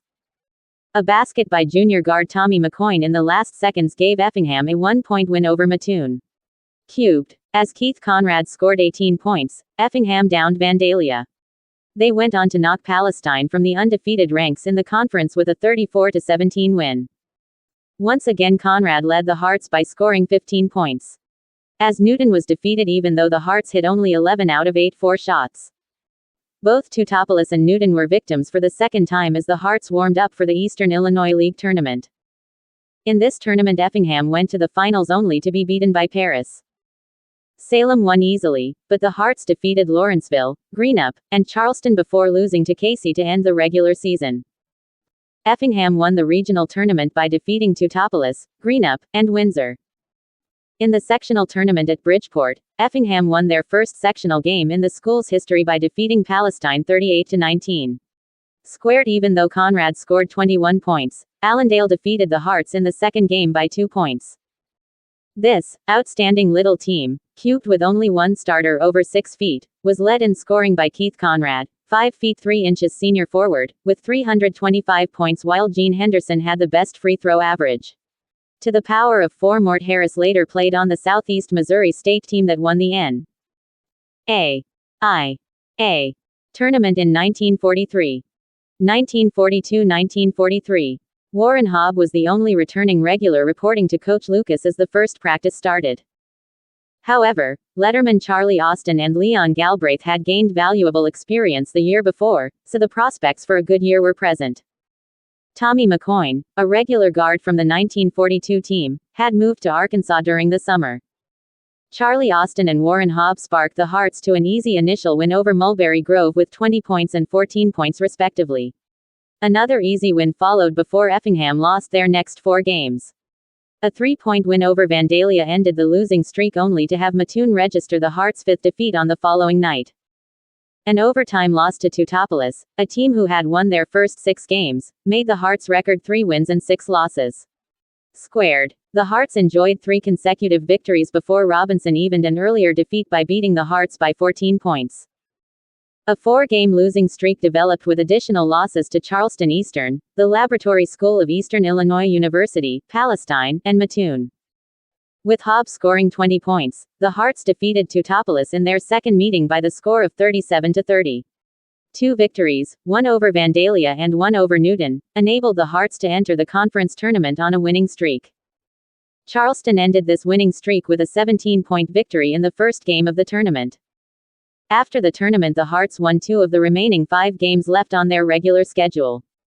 In the regional tournament, the Hearts reached the finals by defeating Stewartson and Teutopolis, but turned cold and lost to Windsor, 44-38. Squared. The season ended with 14 wins to go against 14 losses. Senior Warren Hobb led the team in scoring. Less than U greater than 1943-1944, less than U greater than. Once again, some of the toughest teams in the state were on the Effingham schedule. Included were Paris, the 1943 state champion, and Salem, who finished 3rd in the same state meet. Coach Lucas, however, was optimistic because of the Hearts' good size, aggressiveness and speed. Lucas said, "The going will be tough, but the boys will give a good account of themselves and will probably spring some surprises before the season is over." Strasburg and Beecher City were easy victories for Effingham in their first 2 encounters, as Bob Behrman scored 17 and 21 points in these 2 games. In a Thanksgiving afternoon game, Paris handed the Hearts their first defeat 26-21. A victory over Windsor proved costly when Ted Jaycox was injured and would not play in the next 4 games. Squared. Of these 4 games, Effingham lost the first 3 but won the 4th at the expense of Teutopolis. Jaycox got back in the lineup against Mattoon and scored 7 of his team's 30 points as the Hearts defeated the Green Waves. An easy win over Newton helped prepare the Hearts for the Mt. Vernon Christmas tournament. An opening round defeat by East St. Louis put the Hearts into the consolation bracket, where they advanced to the finals by beating Murfreesboro and McLeansboro but lost to Urbana 51-36. The month of January saw the Hearts win 4 games and lose 4.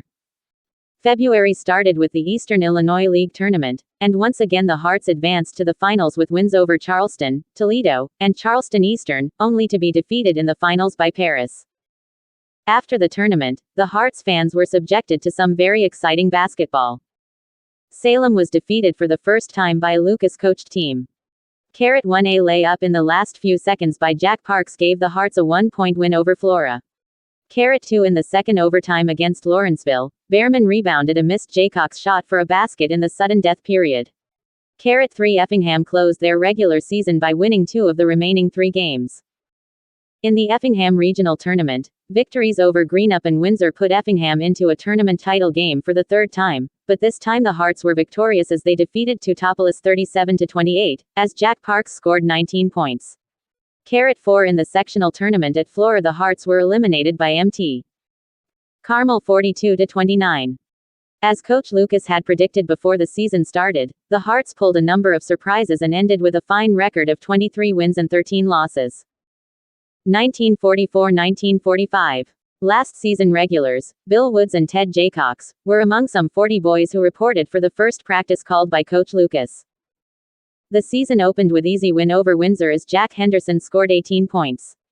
Another easy win over a strong Mattoon team gave indication that the Lucasmen might have a really good year.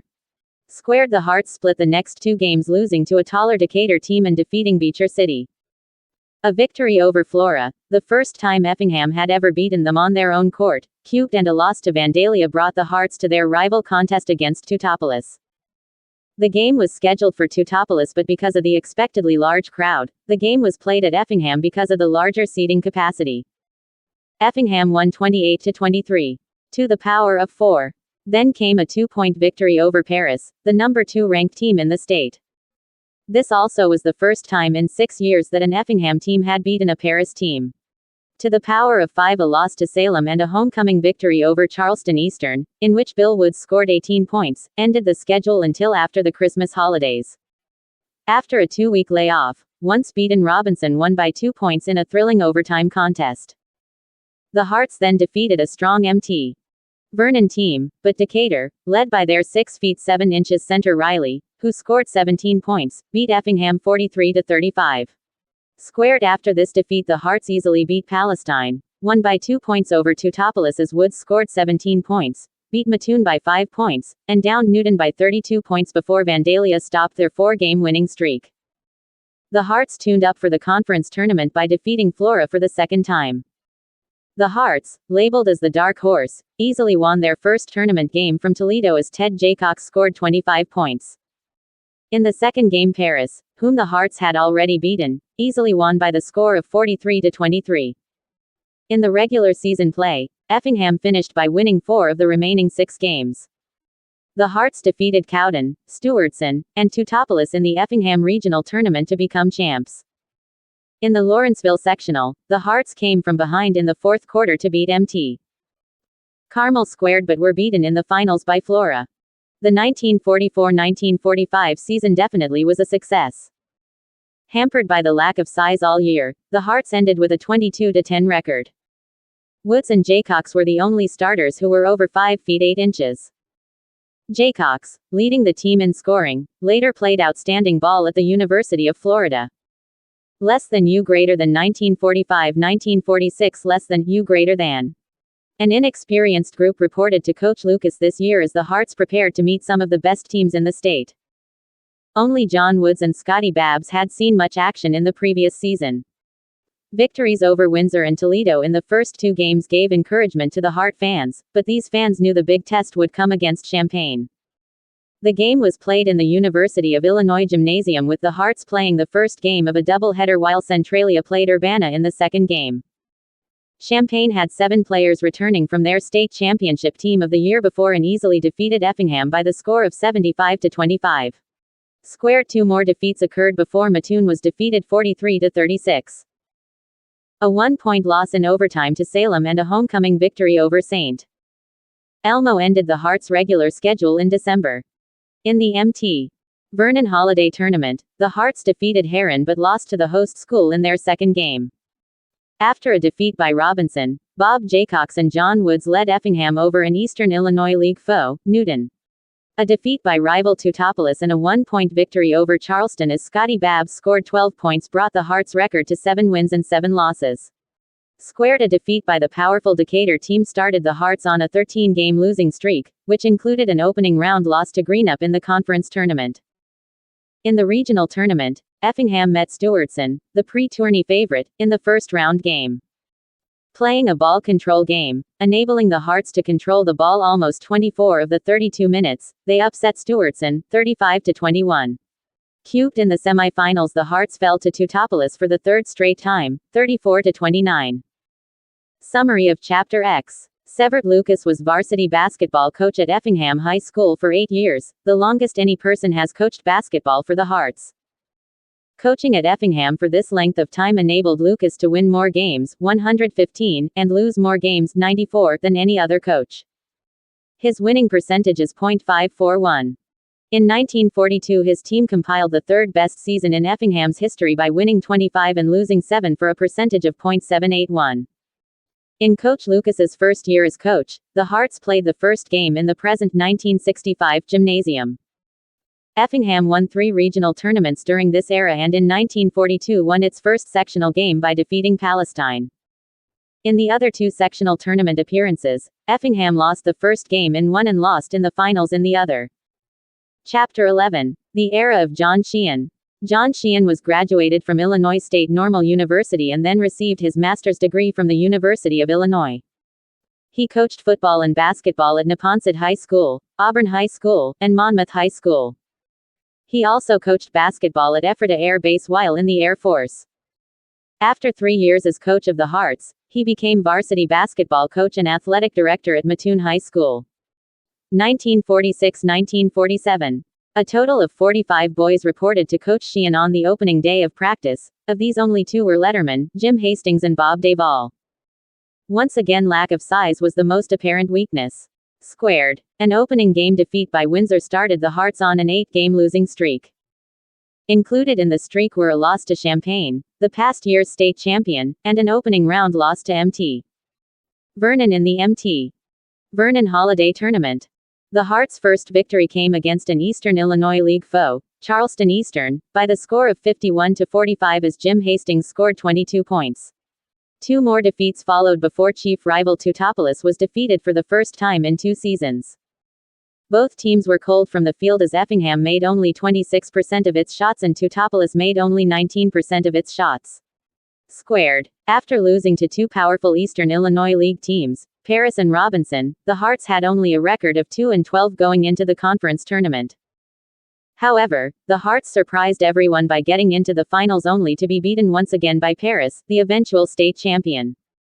2 more defeats followed before the Hearts beat Greenup by scoring 67 points, their highest of the season. The regular season ended with victories over Casey and Newton as well as 2 defeats by Vandalia and 1 by Mattoon. In the regional tournament held at Effingham, the Hearts advanced to the finals by easy victories over Louisville and Cowden but were beaten by Flora in the finals by the score of 47-32. John Sheehan's first year's record was 10 wins against 19 losses. Since only 3 seniors would be lost from the squad, hopes for a winning season in the next year were high since sophomore Louis Martin, Roger Detro, and Don Elmore all had received valuable playing experience. Seniors Bob Duvall and Jim Hastings led the team in scoring as Bob Duvall scored 203 and Hastings 201 points. 1947-1948. 7 lettermen greeted Coach Sheehan as the Hearts started preparing for the forthcoming season. Charles Altoff, Roger Detro, Bob Haney, Don Elmore, Merlin Mercier, Louis Martin, and Johnny McDevitt. The season opened with a 46-33 victory over Toledo as junior guard Roger Detro scored 17 points. Squared Beecher City was the Hearts' next victim as John McDevitt scored 4 straight field goals at the start of the 4th quarter to break a tie. Cubed. Teutopolis, winner of its first 5 games, was Effingham's 3rd straight victim as the Hearts held John Neiman, 6 feet 4 inches center from Teutopolis, who had a 21.6 scoring average, to just 9 points. Roxana gave the Hearts their first defeat, but 2 more victories gave the Hearts a 5-1 record. A 3-point loss to Vandalia, after leading until the 4th quarter, ended the schedule before the holidays. In the Mt. Vernon Holiday Tournament, a tall Edwardsville quintet handed the Hearts a loss in the opening round even though Detro scored 20 points. Squared 6 more consecutive defeats made Effingham's record 5 wins and 9 losses. The Hearts broke the 8-game losing streak by defeating Charleston Eastern 38-19. A fine defense held the Eastern team to only 5 field goals. Cubed. In the Eastern Illinois League Tournament, the Hearts defeated Westfield, scoring their season high of 87 points. 53 of these came in a free-scoring second half. To the power of 4 in the second game, Effingham held a 40-38 lead late in the 3rd quarter, but then Mercier fouled out, and Robinson ended with an easy victory. Greenup was defeated before Salem, a team rated in the top 3 in the state all season and sporting a 22-1 record, defeated the Hearts. Carrot won. The regular season came to an end with the Hearts winning 2 of the remaining 4 games. In the regional tournament at Effingham, Neoga was an easy mark in the first game, but Strasburg ended any hopes of a regional championship with a 1-point victory over Coach Sheehan's team. The season ended with 11 wins and 14 losses. Junior guard Roger Detro led the team in scoring. Less than U greater than 1948, 1949 less than U greater than. 6 lettermen, of which 4 were regulars, returned from the 1948 team. Roger Detro, the leading scorer of the last season, John McDevitt, Bob Haney, Lewis Martin, Jim Burke, and Jerry Malty. 2 outstanding transfer students, John Stepp from Dietrich and Keith Sr. from Mason, were expected to help the already strong lettermen. The Hearts started the season by winning their first 6 games. Included was an opening game victory over Beecher City, a win over Brownstown as Raj Detro scored 14 points, and an easy win over Roxana as Lewis Martin scored 14 points. Squared Flora, victorious in 4 of their first 5 games, fell to the Effingham 5 despite the fact that the Hearts threw the ball away 20 times on bad passes. John Stepp re-injured his right foot in this game and was lost to the team for 2 weeks. Cubed a win over St.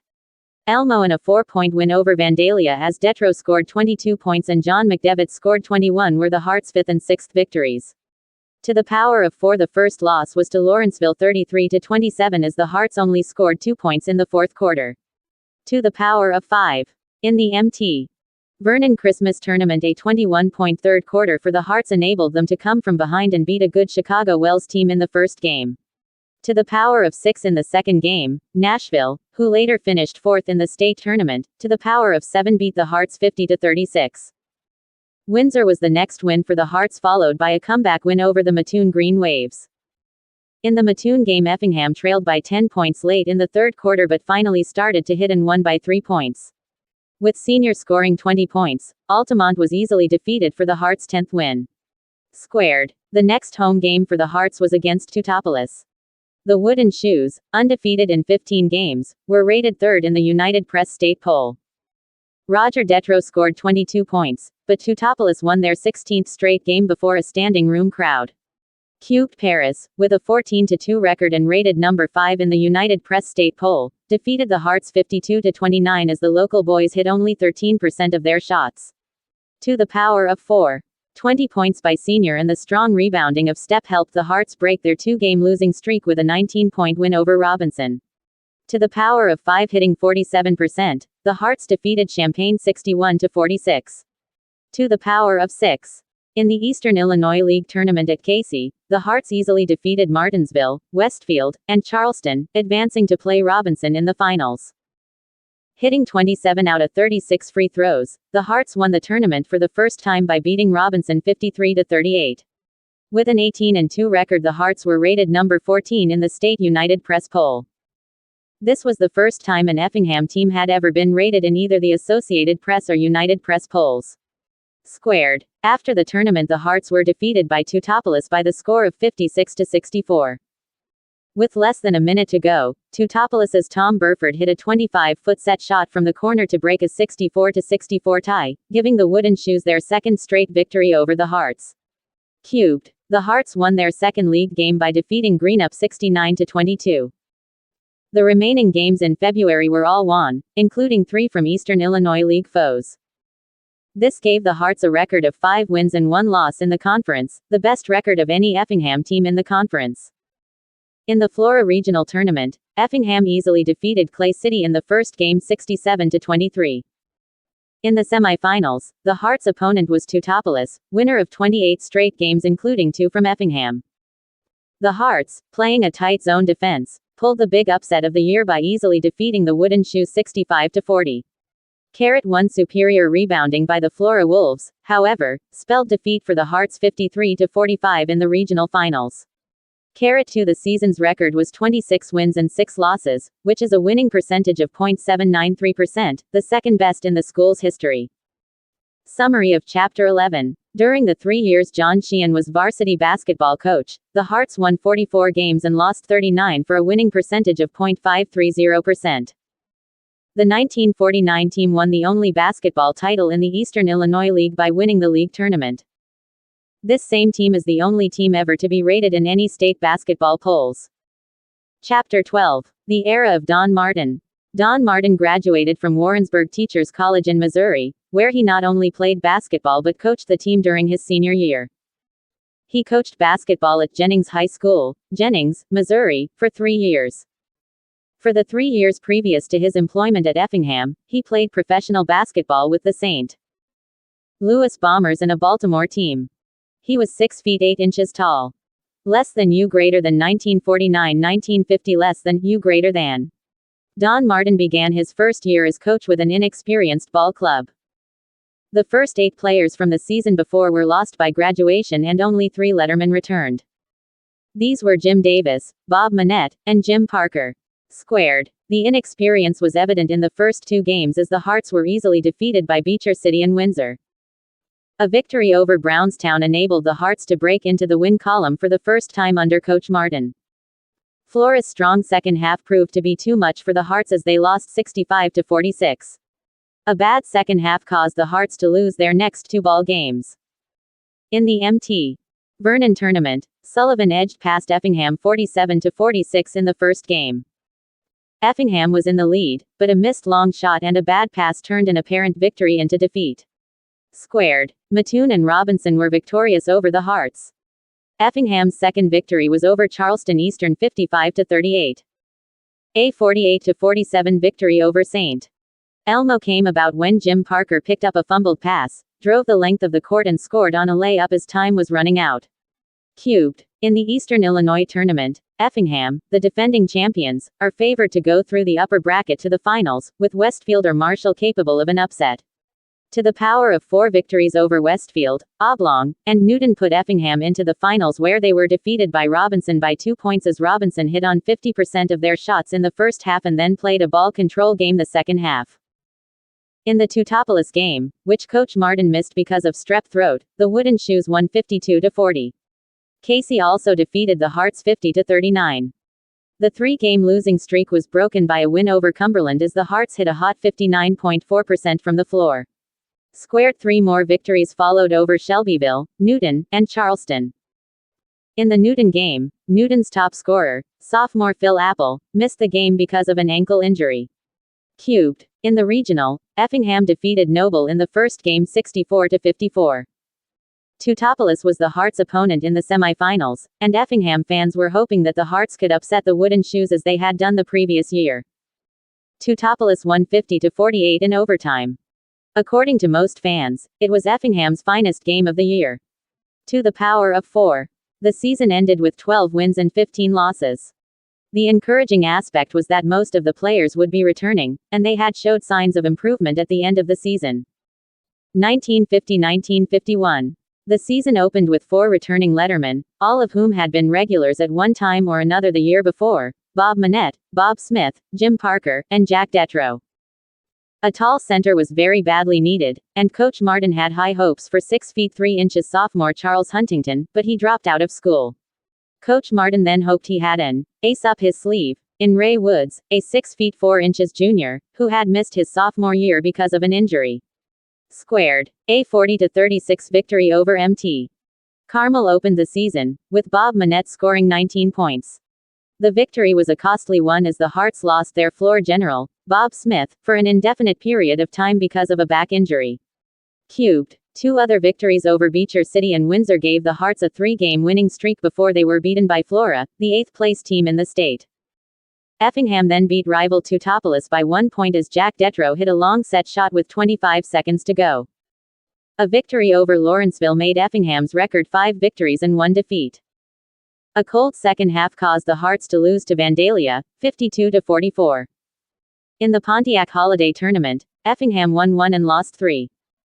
In the final game, Coach Martin used his second team most of the game in an effort to shake the first team's slump.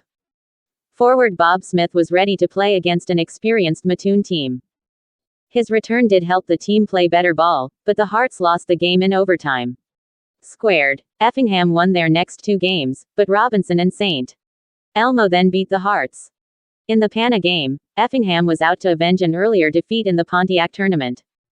They did this with a 60-36 win. Palestine and Eastern were defeated in the first 2 games of the Eastern Illinois tournament.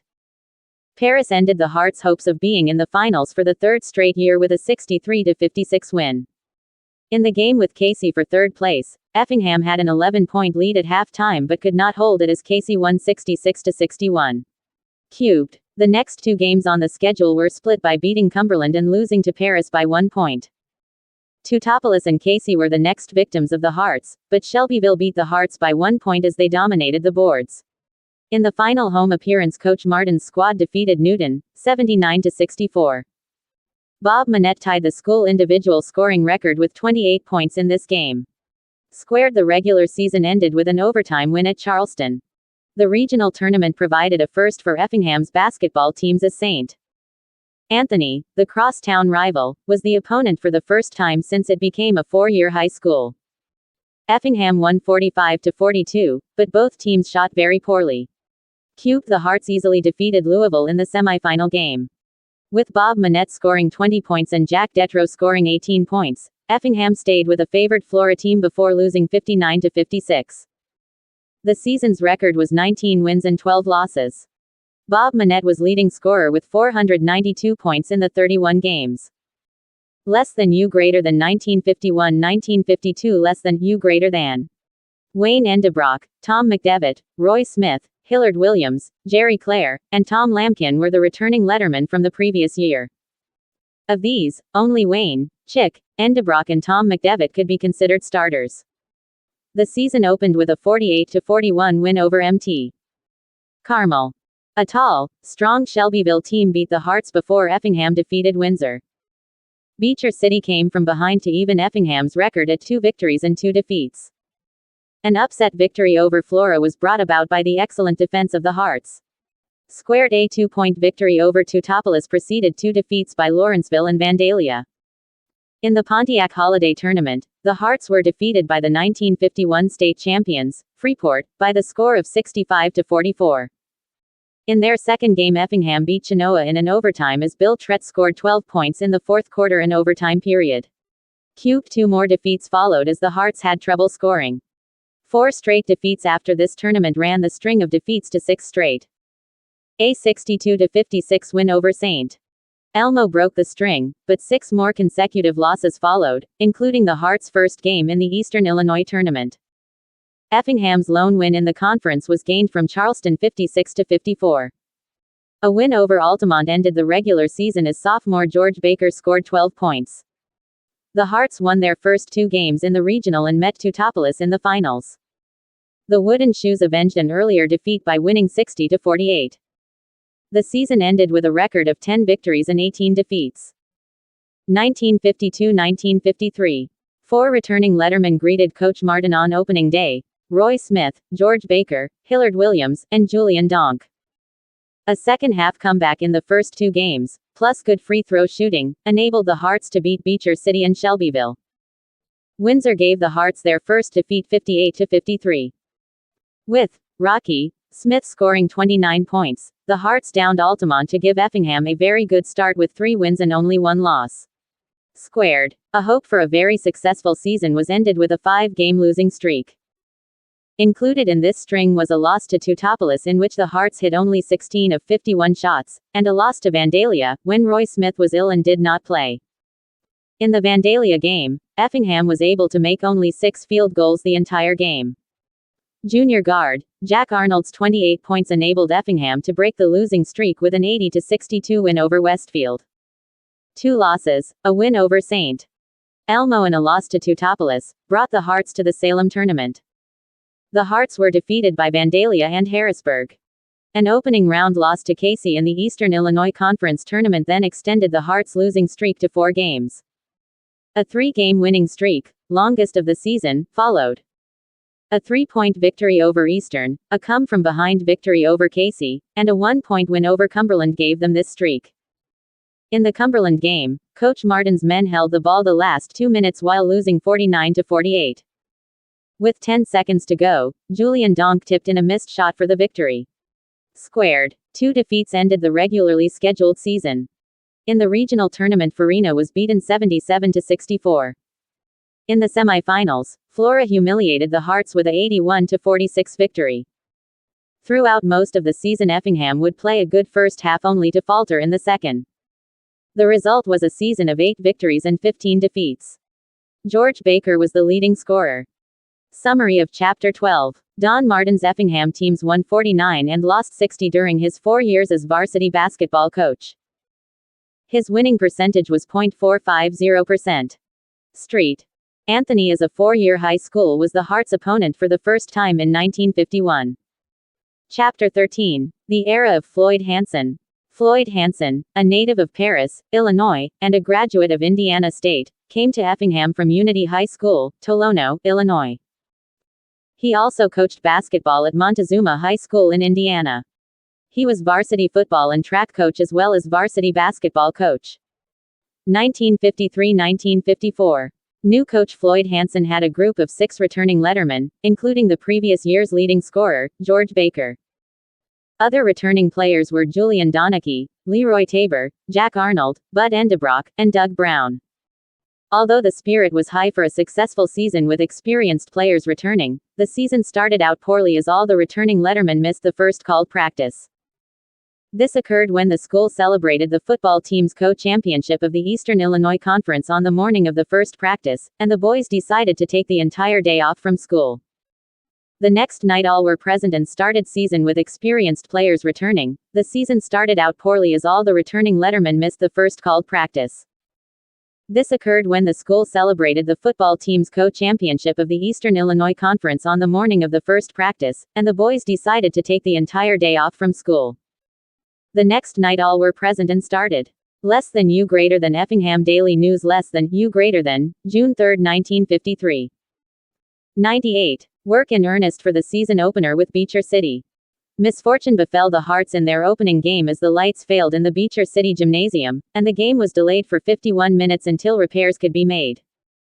This did not cool off the hot shooting Hearts, however, as they defeated their opponent 88-48 with Julian Donk leading the scoring with 20 points.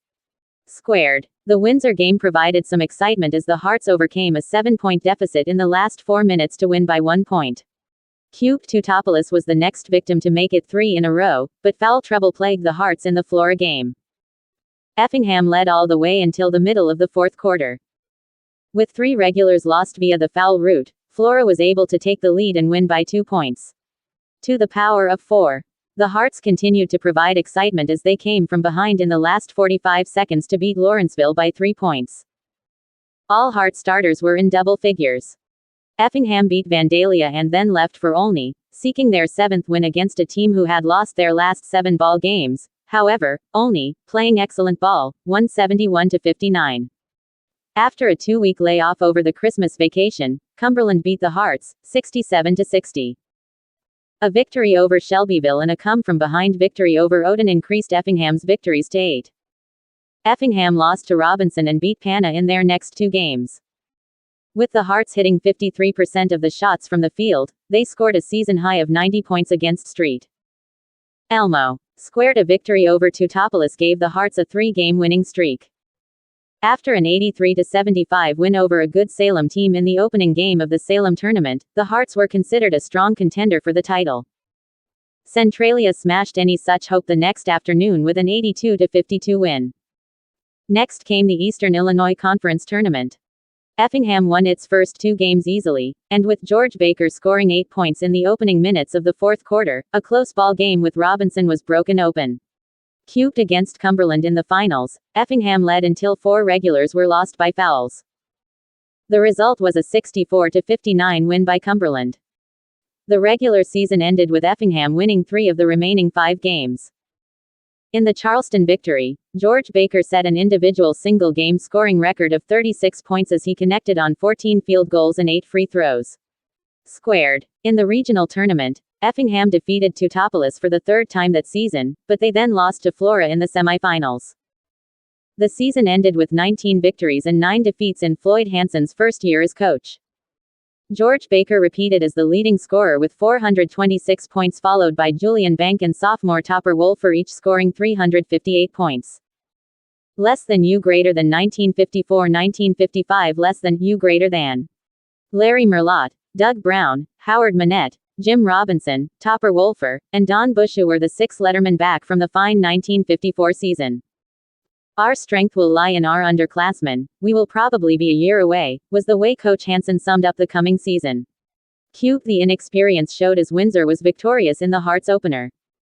With Topper Wolfer scoring 19 points, which included the winning basket, the Hearts won their first game of the season by beating Altamont 73-71. Teutopolis was then defeated in the 71st meeting of these two schools. Flora and Lawrenceville defeated the Hearts in their next two encounters as the inexperienced underclassmen committed a number of costly fouls. 1. The Red and Green then conquered Vandalia and Olney, with the Olney game being one of the most exciting of the year. The Hearts were losing by 11 points at halftime. A second-half rally was successful as Howard Manette tied the score with a driving layup with 25 seconds to go. The two free throws Charlie Morgan hit with 10 seconds left gave the Hearts a 63-61 victory. Squared. Effingham, by only scoring 14 points in the last half, enabled Cumberland to win, 62-42. The Hearts then won 3 in a row but lost to Pana by 2 points and to St. Elmo by 1 point. A 70-58 win over Teutopolis gave the Hearts their 8th win of the season. A defeat at the hands of Centralia, the 4th-ranked team in the state, and by Lawrenceville, in which the Hearts exhibited their poorest form of the season, squared dropped Effingham out of any championship picture in the Salem tournament. The Hearts opened on a happy note in the Eastern Illinois tournament as they defeated Martinsville, 50-48. However, a zone defense by Charleston resulted in an easy victory for them over the Hearts. Cubed. Immediately following this tournament, the Hearts were once again defeated by Charleston in league play. A ball control type of game and Wolfer's 19 points enabled Effingham to beat Casey by 9 points. To the power of 4. The third-ranked team in the state, Pinckneyville, was the next opponent. Effingham played splendid ball, but they were outmanned. Pinckneyville won 54-34. To the power of 5. With Topper Wolfer scoring 27 points, the Hearts walloped Sullivan. To the power of 6. A victory over Newton and a defeat by Salem closed out the regular season. In the regional tournament the Hearts advanced to the finals by beating LaGrove and first-seeded Flora. 1 Street. Anthony won the regional by beating Effingham 56-44. Junior Topper Wolfer led the scoring with 418 points as the Hearts posted a record of 14 wins and 13 losses. Less than U greater than 1955-1956 less than U greater than 8 returning letterman gave Coach Hansen plenty of experience plus the leading scorer from the year before in Topper Wolfer. Jim Robinson, Charles Morgan, Richard Woolley, Paul Tolch, John Austin, Charles Keller, and sophomore Larry Lane were the other lettermen.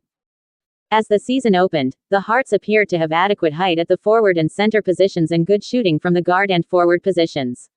Squared. 2 straight defeats in the first 2 games indicated that the Hearts might not have the successful season that everyone had hoped for. A victory over Teutopolis gave the Hearts their first win, but then Flora and Lawrenceville gave the Hearts 2 more defeats. Effingham's second victory was a 56-48 win over Vandalia as Topper Wolfer scored 31 points. 1 5 straight defeats followed before St. Elmo and Teutopolis were defeated. In the Salem Invitational Tournament, Centralia defeated the Hearts in the opener. However, Effingham won the consolation championship by beating Flora and Vandalia. Topper Wolfer set a tournament scoring record with 73 points for a 24.4 average per game.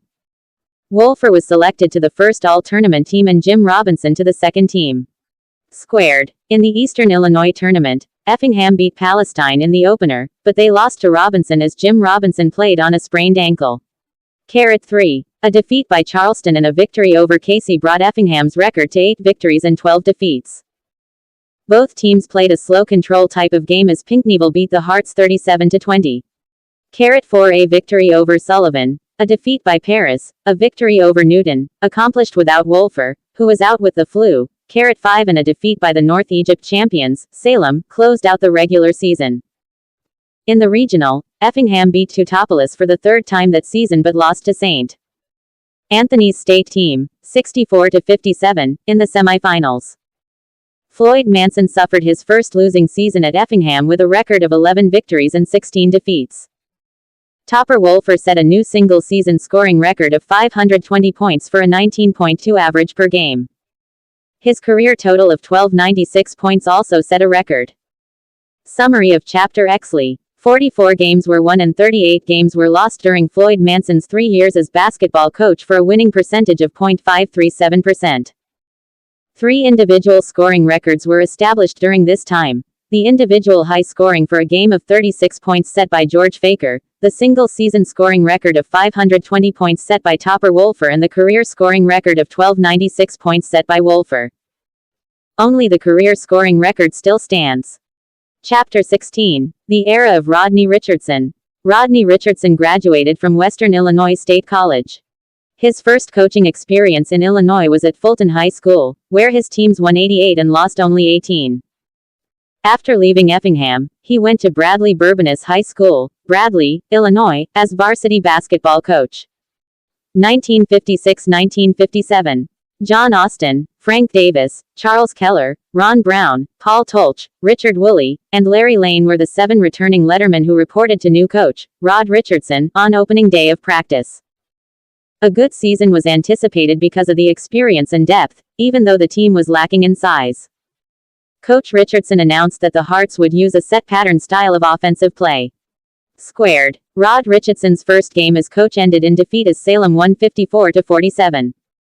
With Paul Tolch scoring 20 points, Effingham beat Altamont to register their first win. 6 straight victories followed, giving the Hearts a fine record of 7 wins against only 1 loss. Included in this string of victories was a 49-29 victory over Flora, in which 5 Hart players did not get to play because of training rules infractions. A defeat by Cumberland gave the Hearts their second loss. 3 more victories followed before the Hearts were defeated by Teutopolis in a thriller, 54-53. Pinckneyville beat the Hearts in the first game of the Salem tournament, putting them in the consolation bracket. A victory over Flora put the Hearts into the finals against Salem, who already had beaten the Hearts once that season. A jump shot by Larry Lane with 4 seconds remaining enabled the Hearts to bring home the consolation trophy with a 60-59 win. Following a victory over Neoga, the Hearts entered the Eastern Illinois tournament, where Robinson got revenge for an earlier defeat from the Hearts by beating them 45-30. Effingham's second defeat in the conference was by Charleston. 2 more victories followed before the Hearts lost to Paris after having a 12-point halftime lead. Effingham could manage only 4 points in the entire fourth quarter. 2 of the remaining 3 games of the regular season were won by Effingham, but Salem won its second game of the year over the Hearts. Sisney was the victim of the Hearts in the first game of the regional tournament, as all of the 10 tournament squad members scored. In the semifinals, Effingham met Flora, whom they had beaten easily twice before that season. However, Flora was victorious this time as they eliminated the Hearts from the state playoffs. In Rod Richardson's first year as coach, the Hearts posted a fine record of 18 wins and 9 losses. Paul Tolch was the leading scorer with 356 points. Less than U greater than 1957-1958, less than U greater than. The season opened with 5 returning lettermen: Vernon Labby, Jim Collins, Jim Jansen, Larry Lane, and Ronnie Phillips. Of these, Larry Lane was the only one on the squad who was over 6 feet in height. The season opened at Effingham's Gymnasium with Marshall as the opponent. The Flaming Hearts beat Marshall by 1 point, 47-46, which set a pattern of thrilling, close ball games which was present in most of the remaining games. This victory marked a successful start of the Eastern Illinois Conference. Altamont, Teutopolis, Lawrenceville, and Stewartson were the next victims of Coach Richardson's squad, giving them a 5 straight victory streak. Effingham's first defeat was administered on a foreign floor by only 51-50. A cold first quarter in which the Hearts fell behind 20-10 caused their downfall. They did start finding the range in the next 2 quarters to get close, but Olney's ball control in the fourth quarter ended any thought of a 6th victory. Salem was beaten by the score of 57-54, but Cumberland, Vandalia, and Robinson beat the Hearts as Effingham had difficulty scoring. Effingham rebounded from their string of 3 straight losses by beating Oblong 51-50 in what was probably the most exciting game of the year. Oblong jumped out to an early lead and held it until the last 12 seconds, when Larry Lane made a 15-foot jump shot to give Effingham a victory. Square Teutopolis was then defeated by 3 points, with Ronnie Phillips scoring 26 points. In the Salem Invitational Tournament, the Hearts were defeated by Centralia 81-67 in their first game. The 67 points was a season high. After this opening defeat, the Hearts had hopes of winning the consolation championship for the 2nd straight year. Flora was defeated by 3 points, but a double overtime defeat by Vandalia ended the hope for a 2nd championship. The Eastern Illinois League tournament was next on the schedule, but a defeat by Cumberland in the first game eliminated the Hearts. In the remaining games of the regular season, Effingham beat Charleston, Casey, Greenville, and Shelbyville, and lost to Flora, Paris, Newton, and Mattoon. Effingham was host for the regional tournament and was considered the Cinderella team because of being hot and cold and winning those they should have lost while losing the ones they should have won. A 56-48 win over Le Grove and a 3-point win over a good Flora ball club enabled the Hearts to meet the favorite and crosstown rival, St. Anthony, in the finals. With Jim Jansen playing a marvelous floor game and scoring 21 points as well as the tremendous job of rebounding done by Gerald Van Dyke against his taller opponents, Effingham won the regional by beating St. Anthony 59-48. Squared. Enthusiasm was high for the Hearts' first try at sectional play since 1945. The only gymnasium was the place of play and Oblong was the opponent. Earlier in the season Effingham had beaten Oblong by 1 point in a thriller, so a very exciting close game was anticipated. However, Oblong gained an easy 53-40 victory because of a cool .294 field shooting percentage. Less than U greater than 1958-1959 less than U greater than. A lack of experience and height once again plagued Effingham as only Gerald Van Dyke had seen considerable action.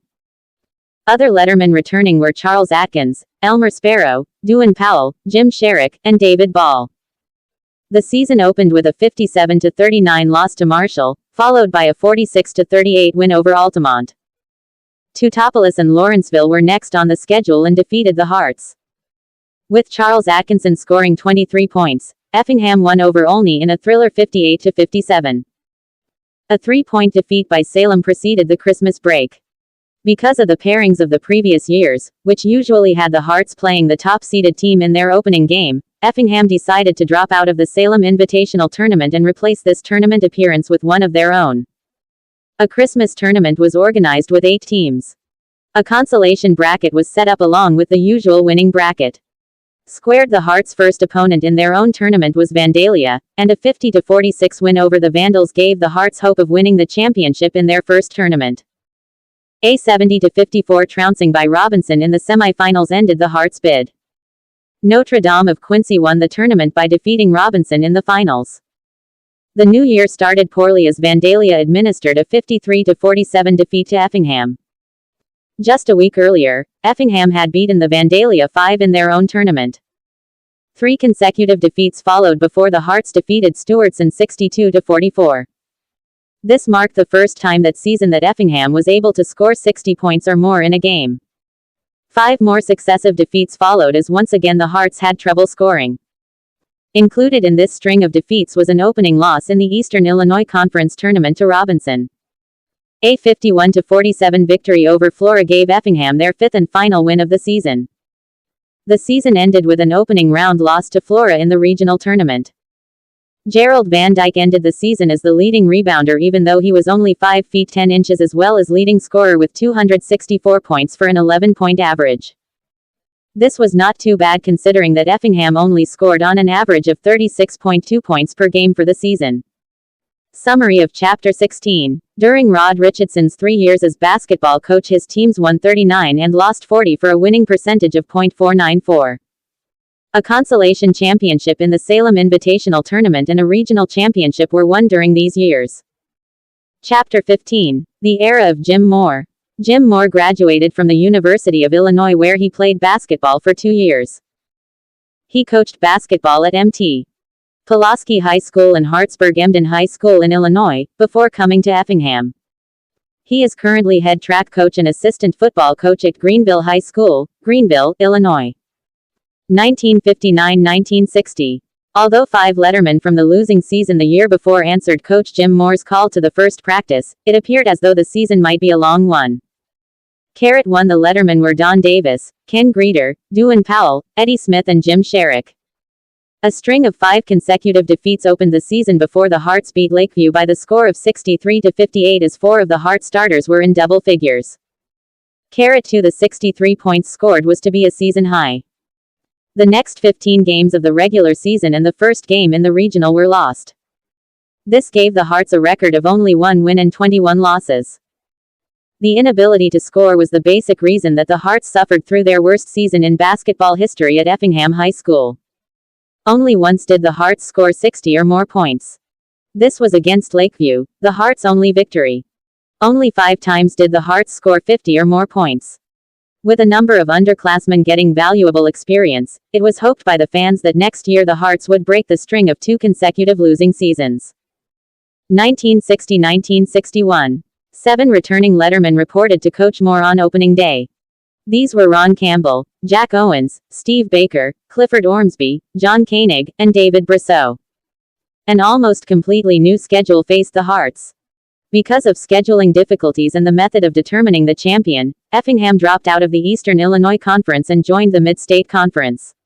Members of the Mid-State Conference included Greenville, Vandalia, Shelbyville, Pana, Hillsborough, Taylorville, and Litchfield. The season opened with 5 straight defeats, before the Hearts beat Newton in the first game of the Christmas tournament by the score of 54–47. The star of this game was junior John Koenig, who scored 14 points, was great on the boards, and was instrumental in keeping Newton's press ineffective. 5 more successive defeats followed before Vandalia was beaten in the Flora round-robin tournament. Butch Ormsby's 25 points and John Koenig's 14 points and 13 rebounds were mainly responsible for the Hearts' second victory. Squared 11 more defeats followed, including a third defeat by Teutopolis in the regional tournament. The season ended with a record of 2 wins and 22 losses. Butch Ormsby was leading scorer. Summary of Chapter 15. 3 games were won and 43 games were lost during Jim Moore's 2 years as basketball coach. Effingham participated in the Eastern Illinois League for the last time in the 1959–1960 season. In the next season, Effingham participated in the Mid-State Conference for the first time. Chapter 16. The era of Don Dieterding. A high school graduate of Collinsville High School, Don Dieterding received his college degree from Southeast Missouri State College, Cape Girardeau, Missouri. He coached basketball at Mineral High School, Mineral, Illinois, for 1 year and at Dexter High School, Dexter, Missouri, for 3 years. During his last year at Dexter, his team participated in the Missouri State Basketball Tournament. Less than U greater than 1961–1962 less than U greater than. Don Dieterding replaced Jim Moore as varsity basketball coach. 6 lettermen returned, with most of them seeing considerable action in the previous season. The lettermen were John Koenig, the previous year's leading scorer, Clifford, Butch Ormsby, David Brosseau, Ron Evans, Pete Bradham, and Mike Voiles.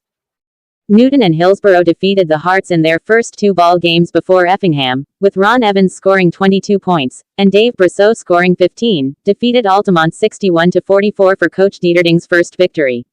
Carrot won 3 more consecutive defeats indicated that the Hearts were on their way to their 4th successive losing season. In the first game of the Effingham Christmas tournament, the Hearts overcame a halftime deficit to defeat Newton, who had beaten the Hearts by 33 points earlier in the season. However, 6 more defeats followed. In the last game of the Flora round-robin tournament, Dieterding started all underclassmen in an attempt to break the slump. The underclassmen were able to tie Louisville in the regulation game. Dave Brosseau, 6 feet 3 inches senior, was inserted into the lineup during the overtime, and his 6 free throws without a miss in these 3 minutes was basically the reason the Hearts won their 3rd game. The Hearts lost their next 7 games in a row. However, the Hearts were starting to play better ball, as indicated by the Taylorville game, which saw the Hearts lead all the way only to be beaten by a shot made in the last second.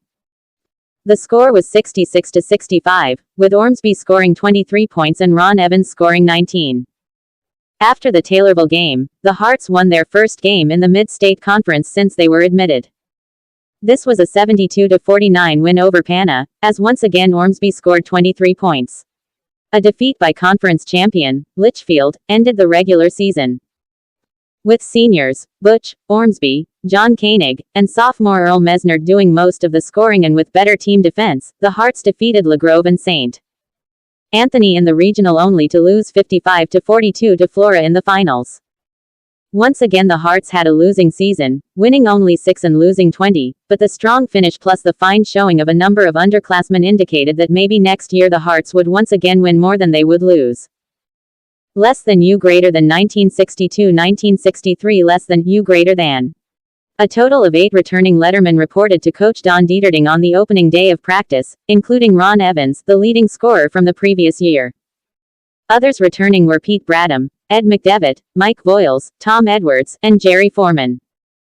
Earl Mesnard, a regular, did not report because of a knee injury sustained in football. A 57-48 victory over Newton got the season off to a good start, but then two straight defeats by Hillsborough and Altamont made the season look as though it might be another disastrous one. The one bright spot in the Altamont game was the fine showing of junior center, Jerry Foreman. He scored 18 points and set a school record of 30 rebounds. 1. In an attempt to break the two-game losing streak, Coach Dieterding started Earl Mesnard in the Vandalia ball game. Since Earl's knee was taped to the extent that it hindered his movement, a slow, deliberate style of ball was used, which resulted in a 42-41 win for the Hearts. The showing of Mesnard's knee, however, indicated that the injury had not healed, and Earl would be lost for the remainder of the season. Squared. A victory over Greenville gave the Hearts a two-game winning streak. In the Effingham Christmas tournament, Dietrich and Newton were defeated to put the Hearts in the final game for the first time. It looked as though the Hearts would win the tournament since they had beaten their opponent Greenville just the Friday before. However, Greenville won 58-49.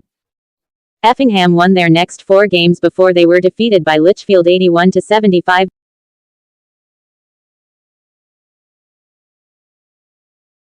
Despite the tremendous second-half scoring of Ron Evans. With Evans leading the way, the Hearts overcame a 21-point halftime deficit to come within 2 points in the last few minutes, but the rally fell short. 1. The Flora round-robin tournament was next on the schedule. With Jerry Foreman scoring 24 points, the Hearts defeated only by 1 point. In the second game, the Hearts held an early lead until Jerry Foreman sprained his ankle, which forced him out of the game. 2 Mater Dei of Breeze took advantage of this injury and won 55-40. The Hearts won second-place honors by beating Flora in the last game of the tournament. After the tournament the Hearts downed to Topolis, but Hillsborough defeated the Hearts for the second time. The Shelbyville game was the most exciting game of the year.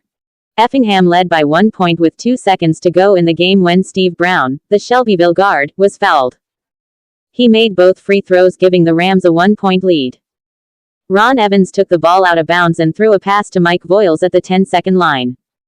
Mike caught the ball, turned and shot, and while the ball was in the air, the horn sounded ending the game. The ball bounced off the backboard into the basket, giving the Hearts a 48-47 victory. This field goal was Voiles' only basket of the ball game. Another exciting game followed with an overtime win against Vandalia. Ron Evans hit on 17 field goals and 2 free throws to tie the individual school scoring record of 36 points. Squared. A defeat by Taylorville and 3 straight victories ended the regular season play. The defeat of the conference champions, Litchfield, in the last game was probably the best played game of the year for the Hearts. Tom Edwards came off the bench in the last half to spark a rally which resulted in the victory. In the regional tournament, Effingham defeated Sisney 65-43, but lost to North End rival, Street Anthony 70-67 as Ron Evans ended his high school career by scoring 28 points. The season record of 18 wins and 8 losses was one of the best in quite a number of years. After finishing last in the Mid-State Conference in the first 2 years, a third-place finish was an outstanding improvement. To the power of 4, Ron Evans led the scoring with 451 points. 1963-1964. Hopes for a successful season were high as letterman Terry Coaster, Jerry Foreman, Pat Fitzsimmons, Willard, Chip, McClure, and Jerry Phillips of the previous season, and Earl Mesnard, a letterman as a sophomore, reported for the first practice. 4 of these were regulars and along with the experience was adequate height. Earl Mesnard, a regular as a sophomore, had a knee operation during the summer, but he re-injured it during the football season. Coach Dieterding hoped that Earl would be physically ready for the basketball season. The season opened with a defeat by Newton, eventually the Eastern Illinois Conference champion, after the Hearts lost a 13-point lead. Sophomore Pat Fitzsimmons, 6 feet 5 inches center, led the Hearts scoring with 24 points. The Hearts' first victory, a 76-60 win over Shelbyville, turned out to be a costly one as Mesnard injured his knee in the fourth quarter. The injury was diagnosed as minor, and Earl missed only the next game against Altamont, which was won by the Hearts.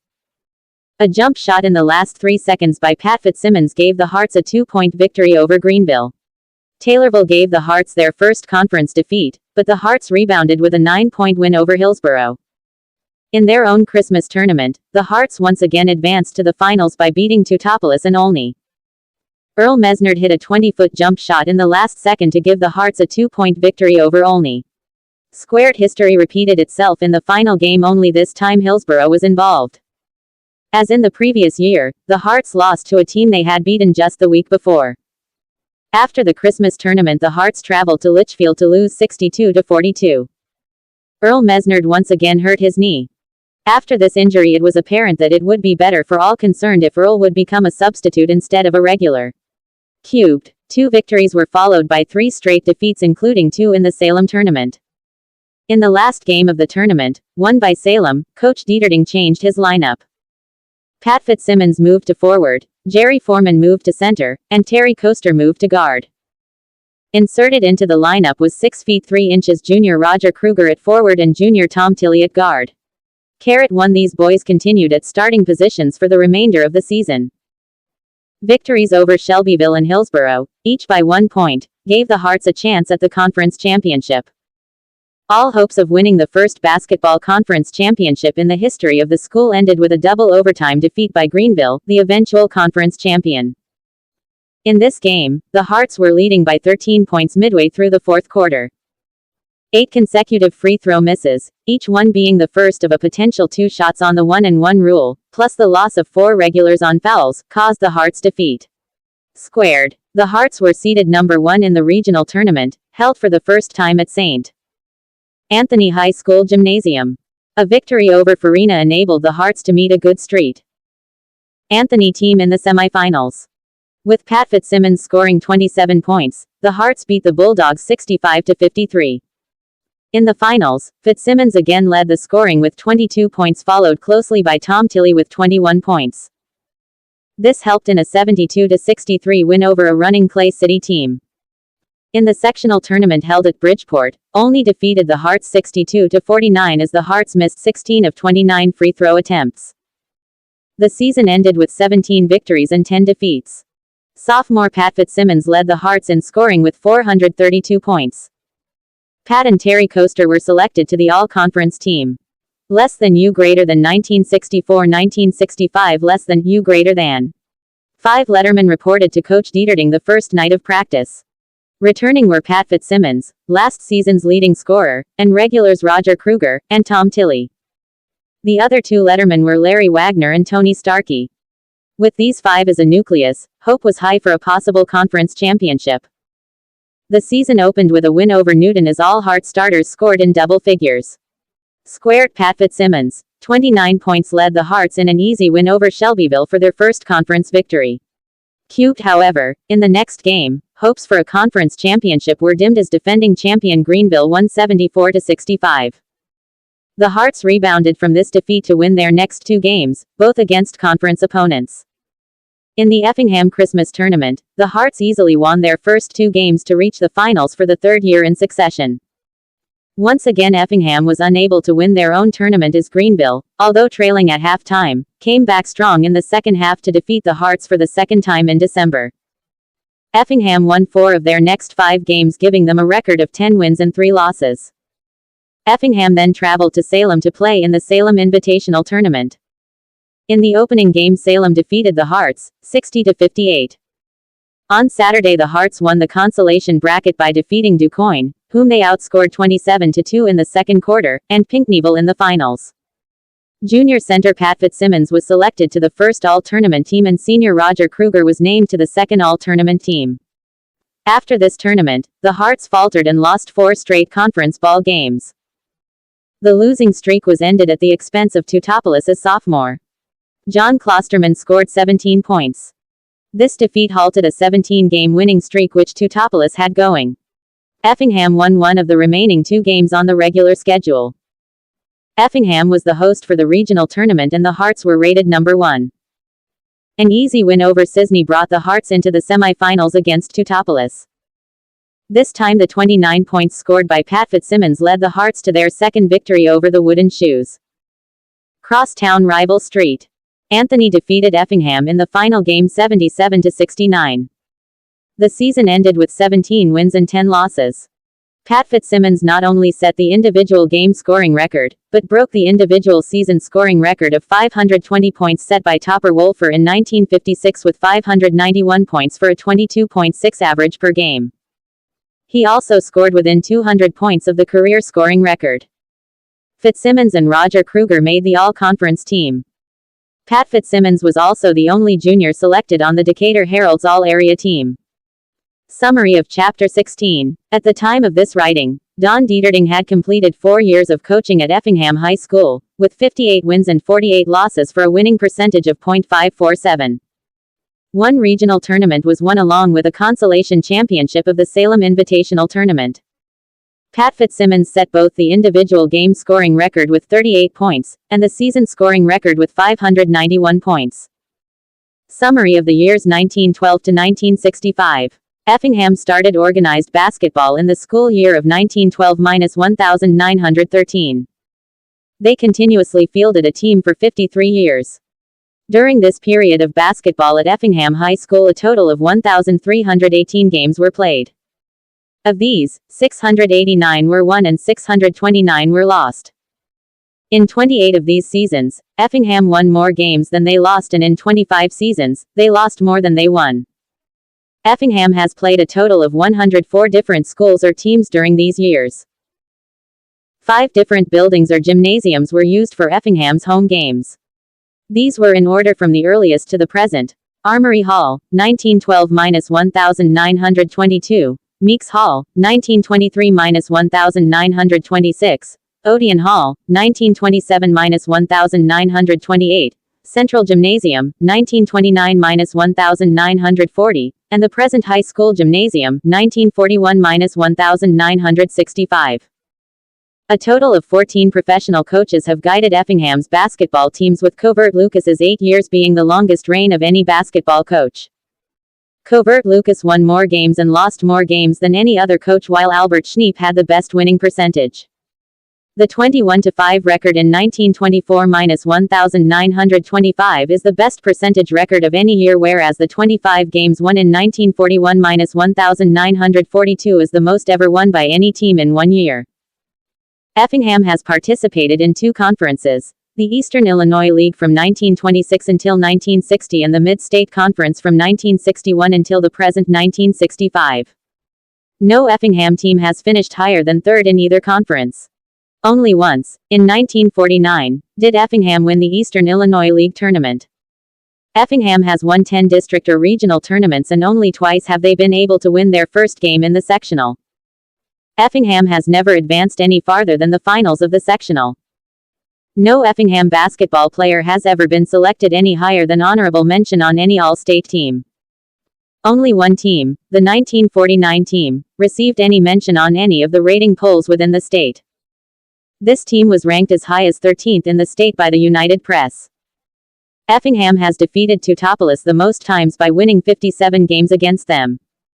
Vandalia, by defeating Effingham 44 times, has beaten them the most times. Effingham's best record has been against Charleston Eastern with 11 wins and 1 loss, and the poorest record against Decatur, with no victories and 7 defeats, and Paris with 1 win and 25 defeats. Basketball at Effingham High School is the only sport that has been played every year since 1912. However, Effingham has never been considered a power in this sport. As the total winning percentage of .523 bears out, Effingham through good seasons and poor seasons averaged out winning a few more than they lost.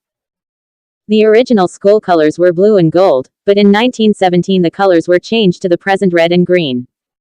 Effingham did not have a special nickname until 1934, when the name Hearts was adopted. Prior to this time the teams were called the Fighting Effinghamers, or the Fighting Five. In Effingham's basketball history there was one fatality. This was Irv Linder, who died in 1916 of complications from a broken leg suffered in a basketball game with Neoga.